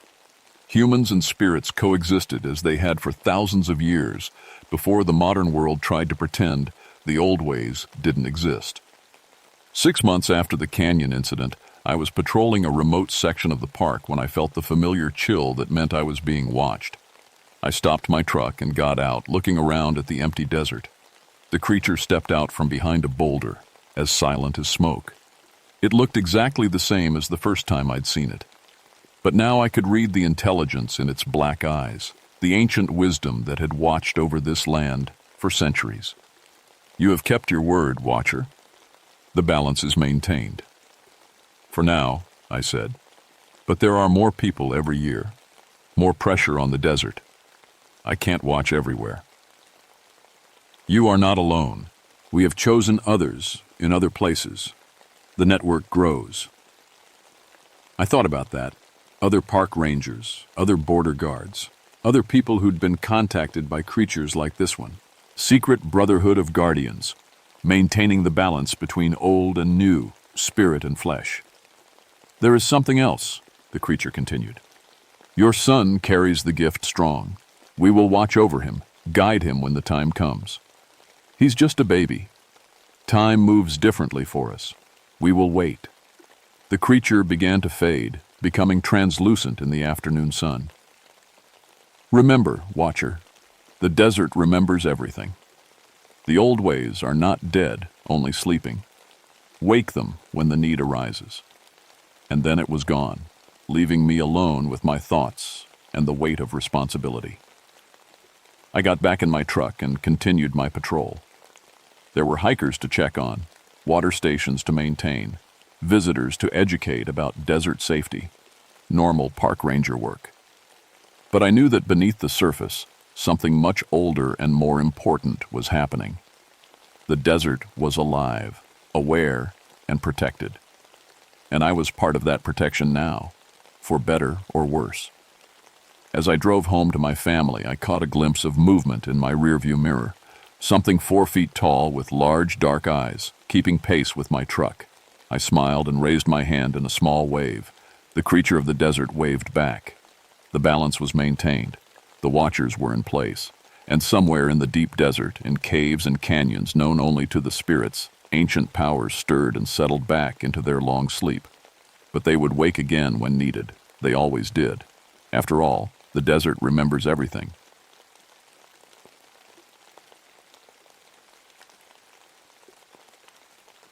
My name is Charles Brightwater, but everyone calls me Chuck.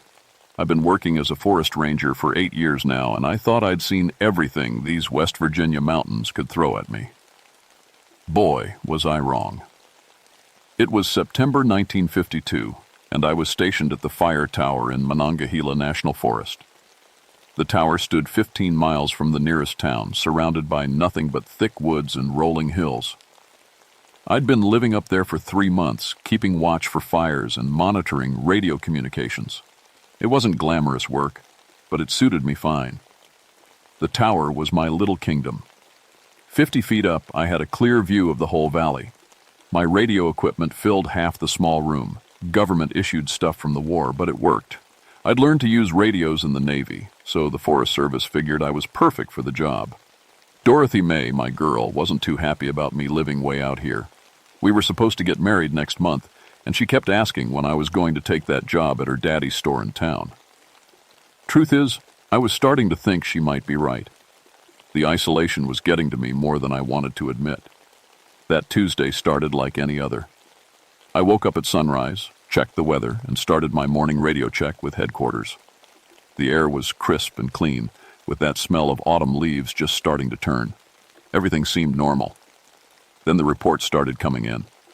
Around 10 in the morning, headquarters called. "Chuck, we're getting some strange reports from your area. Folks in Sutton saw something bright crash in the forest last night. Looked like a meteor, but it was moving too slow." I grabbed my binoculars and scanned the valley. Sure enough, about 2 miles northeast, I could see a thin column of smoke rising from the trees. Nothing too unusual. Could have been a plane crash or even a meteorite. Investigated plenty of both. "I see the smoke," I radioed back. "Want me to check it out?" "Not yet. Military's asking us to monitor communications in your area. They think it might be one of their test aircraft." That made sense. With the war in Korea going on, the military was always testing new planes. Half the UFO reports people were making these days turned out to be secret aircraft that folks just didn't recognize. I spent the rest of the day monitoring radio frequencies, but everything seemed quiet. Too quiet, actually. Usually I'd pick up chatter from truckers on the highway, maybe some ham radio operators, but the airwaves were dead silent. As evening came on, I noticed something else strange. The forest was too quiet. No birds singing, no insects buzzing. Even the wind seemed to have died down. In all my years out here, I'd never heard the woods so still. I made myself dinner, beans and cornbread, and tried to shake off the weird feeling creeping up my spine. Maybe it was just the weather. Sometimes before a storm, everything gets real quiet like that. But when I looked outside, the sky was clear as glass. Stars were starting to come out, bright and sharp in the mountain air. No storm coming tonight. That's when I saw the lights. 3 of them, hovering about where I'd seen the smoke that morning. They weren't moving like aircraft. No blinking navigation lights, no sound of engines. They just hung there in the darkness, pulsing with a soft, greenish glow. I grabbed my radio and tried to contact headquarters, but all I got was static. The lights stayed put for maybe 20 minutes, then suddenly shot straight up and disappeared. I tried the radio again. Still nothing but static on every frequency. For the first time since I'd been stationed at the tower, I felt truly alone. The next morning, my radio crackled to life. "Tower 7, this is headquarters. Do you copy?" "Loud and clear," I said, relief flooding through me. "Had some equipment trouble last night." "No trouble on our end. Did you observe anything unusual?" I hesitated. The captors of our lights I'd seen could have been anything. Aircraft, weather balloons, even ball lightning. No point in filing a report that would make me sound crazy. "Negative. All quiet here." But it wasn't quiet. As the day wore on, I started noticing things. My radio equipment was acting up. Frequencies drifting, strange squeals and pops in the background. The compass needle on my desk kept swinging around like it couldn't find magnetic north. And the smell. There was a metallic taste in the air like you get during a thunderstorm mixed with something else. Something that reminded me of burning electronics. Around noon, I decided to hike down to the crash site. It was my job to investigate, after all. I packed my first aid kit, camera, and a portable radio, then headed down the tower. The walk through the forest felt wrong from the start. The trees were too still, their branches hanging like dead things. My boots crunched on fallen leaves, and the sound seemed to echo longer than it should. Every few steps I'd stop and listen, feeling like something was watching me. The crash site was worse than I'd expected. Trees were knocked down in a perfect circle about 50 feet across. In the center was a patch of blackened earth, still warm to the touch. But there was no wreckage, no pieces of metal or aircraft parts, just that burnt circle and the smell of ozone. I took pictures, collected some soil samples, and tried to radio back to the tower. The portable radio was dead, not even static. I checked the batteries, but they were fine. The thing just wouldn't work. That's when I heard it, a sound like nothing I'd ever heard before. It started low, like a generator running, then rose to a high whine that made my teeth ache. It was coming from deeper in the forest, maybe a quarter-mile away. I should have headed back to the tower right then. That's what the manual said. Report back. Don't investigate alone. But I was curious, and my Navy training had taught me to gather intelligence. I followed the sound through the trees, my heart pounding harder with each step. The noise got louder, more complex. It wasn't just one tone anymore. It was like a dozen different machines all running at once, creating patterns that almost sounded like communication. I crept forward, using the trees for cover, until I reached a small clearing. What I saw there made my blood run cold. It was about 10 feet tall, shaped like a man but wrong in every way. Its body was dark and metallic, reflecting the afternoon sun in strange ways. Where its head should be was a hood-like projection with 2 red lights that glowed like hot coals. And it was floating, not standing on the ground, but hovering about 3 feet up with no visible means of support. The thing was facing away from me, making those electronic sounds. In front of it, 3 deer stood perfectly still, like statues. Their eyes were open, but they weren't moving at all, not even breathing. I tried to back away quietly, but my foot snapped a branch. The sound echoed through the clearing like a gunshot. The thing turned toward me. Those red lights fixed on my face, and suddenly my mind was filled with images I couldn't understand. Flashes of stars and planets, machines beyond anything I'd ever seen, and a sense of vast intelligence studying me like I was a bug under a microscope. Then it spoke, not with words, but directly into my head. "You are the communication specialist." I ran. I crashed through the forest, branches tearing at my clothes, my breath coming in ragged gasps. Behind me, that electronic whining grew louder, more urgent. I didn't dare look back. When I finally reached the tower, I scrambled up the ladder faster than I'd ever moved before. At the top, I grabbed my radio and started calling for help. "Headquarters, this is Tower 7. I need immediate assistance. There's something in the forest that—" The radio went dead. All of it. Every piece of equipment in the tower shut down. At once, like someone had pulled the plug. In the sudden silence, I heard that whining sound again. Closer this time. Much closer. The power came back on just as the sun was setting. All my equipment hummed to life at once, like nothing had happened. I immediately tried to contact headquarters, but the radio was working too well. Every frequency was crystal clear, picking up stations from hundreds of miles away. "Tower 7, this is headquarters. We've been trying to reach you all afternoon." "I'm here," I said, my voice shaking. "I need to report an incident." "What kind of incident?" I opened my mouth to tell them about the creature, but the words wouldn't come. Every time I tried to describe what I'd seen, my throat closed up. Finally, I managed to say, "Possible aircraft wreckage. Need investigation team." "Copy that. Team will be there tomorrow morning." That night, I didn't sleep. I sat by the radio, monitoring every frequency, listening for those electronic sounds. Around midnight, I started picking up signals I'd never heard before, complex patterns that seemed to repeat every few minutes. I was good with radio codes from my Navy days, but these weren't like anything in the books. They were too organized to be random, too complex to be natural. Someone, or something, was broadcasting them. I tried to triangulate the source, using my equipment. The signals were coming from multiple locations around the valley, like a network of transmitters. But according to my maps, there was nothing out there but empty forest. At 3 a.m., the temperature in the tower dropped 20 degrees in less than a minute. My breath started showing in the air, and frost formed on the windows. Outside, the forest was lit up with that same greenish glow I'd seen before. That's when I saw them. Dozens of lights moving through the trees, not randomly, but in formation. They were searchits, eyeing for something, spreading out in a grid pattern like a military operation. And they were all heading toward my tower. I grabbed my binoculars and focused on the nearest light. It wasn't a light at all. It was one of those creatures, glowing with that eerie radiance. As I watched, it stopped and turned its hooded head directly toward me. Even from a mile away, I could see those red eyes.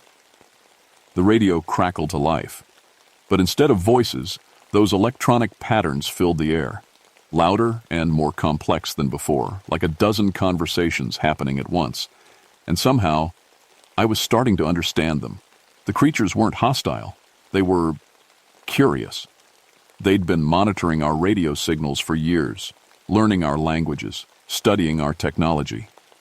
The one I'd encountered in the forest had been trying to communicate with me, not threaten me. But something was wrong. Their mission had been peaceful, but now they were in danger. Other humans were coming, humans with weapons and bad intentions. I looked at my watch. 4:30 a.m. Headquarters had said the investigation team would arrive in the morning. But these weren't Forest Service investigators. These were military, and they weren't coming to study the creatures. They were coming to capture them. The radio patterns became more urgent. The creatures were asking for help, but they couldn't understand why I wasn't responding. They knew I was the communication specialist, the one who could bridge the gap between their technology and ours. I thought about Dorothy May, about our wedding, about the normal life I'd planned. Then I thought about these beings, millions of miles from home, facing destruction because of human fear and greed. I reached for my radio transmitter and started to broadcast. Not in English, but in the electronic patterns I'd been hearing. My equipment wasn't designed for it, but I managed to rig a signal that seemed to get through. The response was immediate. One of the creatures appeared in the clearing below my tower, its red eyes fixed on my window. For a moment we looked at each other across the vast gulf between our species. Then it began to rise, floating up toward my window. I had a choice to make. I could barricade myself in and wait for the military to arrive, or I could open that window and make history. I chose history. The creature flowed through the window like liquid metal, its form shifting and changing as it moved. Up close I could see that it wasn't solid at all, but some kind of energy field containing a complex pattern of lights and circuits. When it touched my radio equipment, the whole tower lit up like a Christmas tree. Every piece of electronic gear I had began working at levels I'd never seen before. The creature was using my equipment to amplify its signal, trying to contact something far above us. And then I saw what it was calling to. Through the window, descending through the clouds like a fallen star, came a ship the size of a football field. It was beautiful and terrible, covered in the same pulsing lights as the creatures. As it approached, I could feel the power radiating from it, enough energy to level mountains. The creature beside me was trying to tell its people that the contact had gone wrong, that instead of peaceful communication, they were about to face an attack from a primitive but aggressive species. If that ship decided humanity was a threat, the military team heading our way would be the least of our problems. I had to do something, but I didn't know what. The ship hovered above the valley like a silent thundercloud. Through my binoculars, I could see smaller shapes moving around its hull, more of the creatures preparing for something. The one in my tower was still connected to my radio equipment, and images were flooding my mind. I saw their world, a place of crystal cities and beings of pure energy. I saw their journey across the stars, driven by curiosity and hope. And I saw what you'd found on Earth: war, hatred, a species that built weapons faster than it built wisdom.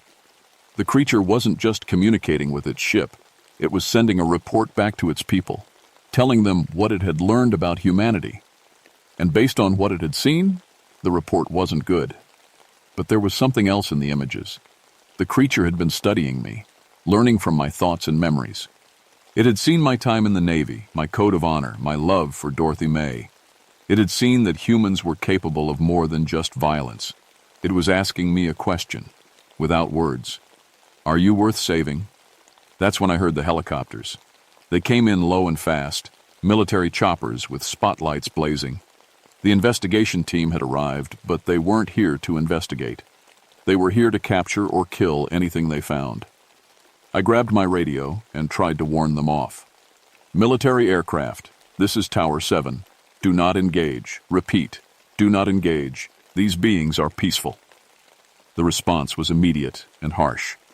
Tower 7, this is Colonel Morrison. Clear the area immediately. We have authorization to use lethal force. Through the window, I watched soldiers rappelling from the helicopters surrounding the tower. They had weapons I'd never seen before, some kind of energy projectors that hummed with power. The creature beside me suddenly pulled back from my equipment, its form flickering like a candle in the wind. It was afraid. These beings, with all their advanced technology, were afraid of us. And they had every right to be. One of the soldiers started climbing the tower ladder. In less than a minute, he'd be at my door with orders to kill anything that wasn't human. I looked at the creature, then at the massive ship hanging in the sky. One word from me, and they'd either flee back to the stars or turn our planet into a cinder. The choice was mine. I made it. I grabbed my radio and started broadcasting on all frequencies, using the electronic patterns I'd learned. I told the ship that humans weren't all the same, that some of us were violent and afraid, but others were capable of wonder and friendship. I told them about Dorothy May, about the life we'd planned together, about the beauty of Earth's sunrises and the sound of children laughing, about music and art and love.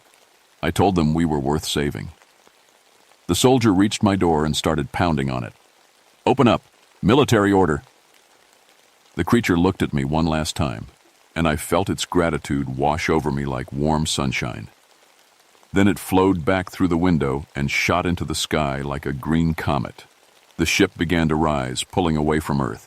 But before it disappeared into the stars, it sent one final message through my radio. Not to the military or the government, but to me, personally. Thank you, communication specialist. We will remember. Then they were gone, leaving only the ordinary stars and the sound of helicopters circling my tower. The soldier broke down my door and found me standing alone at my radio, tears streaming down my face. Where is it? He shouted, waving some kind of energy weapon. Where's the alien? I looked at him calmly. What alien? They held me for 3 days asking the same questions over and over. Where was the alien? What did it look like? How did it communicate? What technology did it have? I told them I'd seen some strange lights, maybe a weather balloon crash. Nothing more. They gave me lie detector tests, psychological evaluations, even tried some kind of truth serum. But the creature had done something to my mind during our contact. I could remember everything, but I couldn't be forced to tell. Finally, they let me go with a warning. National Security. Official Secrets Act. If I ever talked about what really happened, I'd spend the rest of my life in prison. They transferred me to a fire tower in Montana, about as far from civilization as they could manage. Officially, it was a promotion, and unofficially, it was exile. Dorothy May came to see me before I left. She'd been told I had a nervous breakdown, that the isolation had gotten to me. She was kind about it, but I could see the pity in her eyes. Maybe we should postpone the wedding, she said, until you're feeling better. I nodded, knowing we'd never reschedule. How could I explain that I'd changed, that I'd seen things that made our small-town life seem impossibly distant? How could I tell her that I spent my nights listening to the stars, hoping to hear that electronic song again? The official report said I'd suffered from altitude sickness and hallucinations. The crash site was classified as a military exercise. The witnesses in town were visited by men in black suits and convinced to keep quiet. But I knew the truth. That was 20 years ago. I'm still here in Montana, still listening to the radio, still watching the skies. My hair went white within a year of the encounter, and I developed a sensitivity to electromagnetic fields that makes me useful to the government in ways they don't discuss. Sometimes, on clear nights when the atmosphere is just right, I pick up signals from deep space, patterns that remind me of that electronic song. The creatures haven't forgotten us, and they're still out there, still watching, Still wondering if humanity is worth saving. I think about that question a lot as I watch the news, as I see what we're doing to each other and to our planet. Some days, I'm not sure I'd give the same answer I gave that night in the tower, but then I remember Dorothy May's smile, the sound of children playing in the town square, the way the mountains look at sunrise. I remember that we're capable of beauty as well as destruction, love as well as hate. And I keep listening to the stars, hoping that someday they'll give us another chance to prove ourselves, because next time, might not be there to speak for us, and next time they might not be in the mood to listen.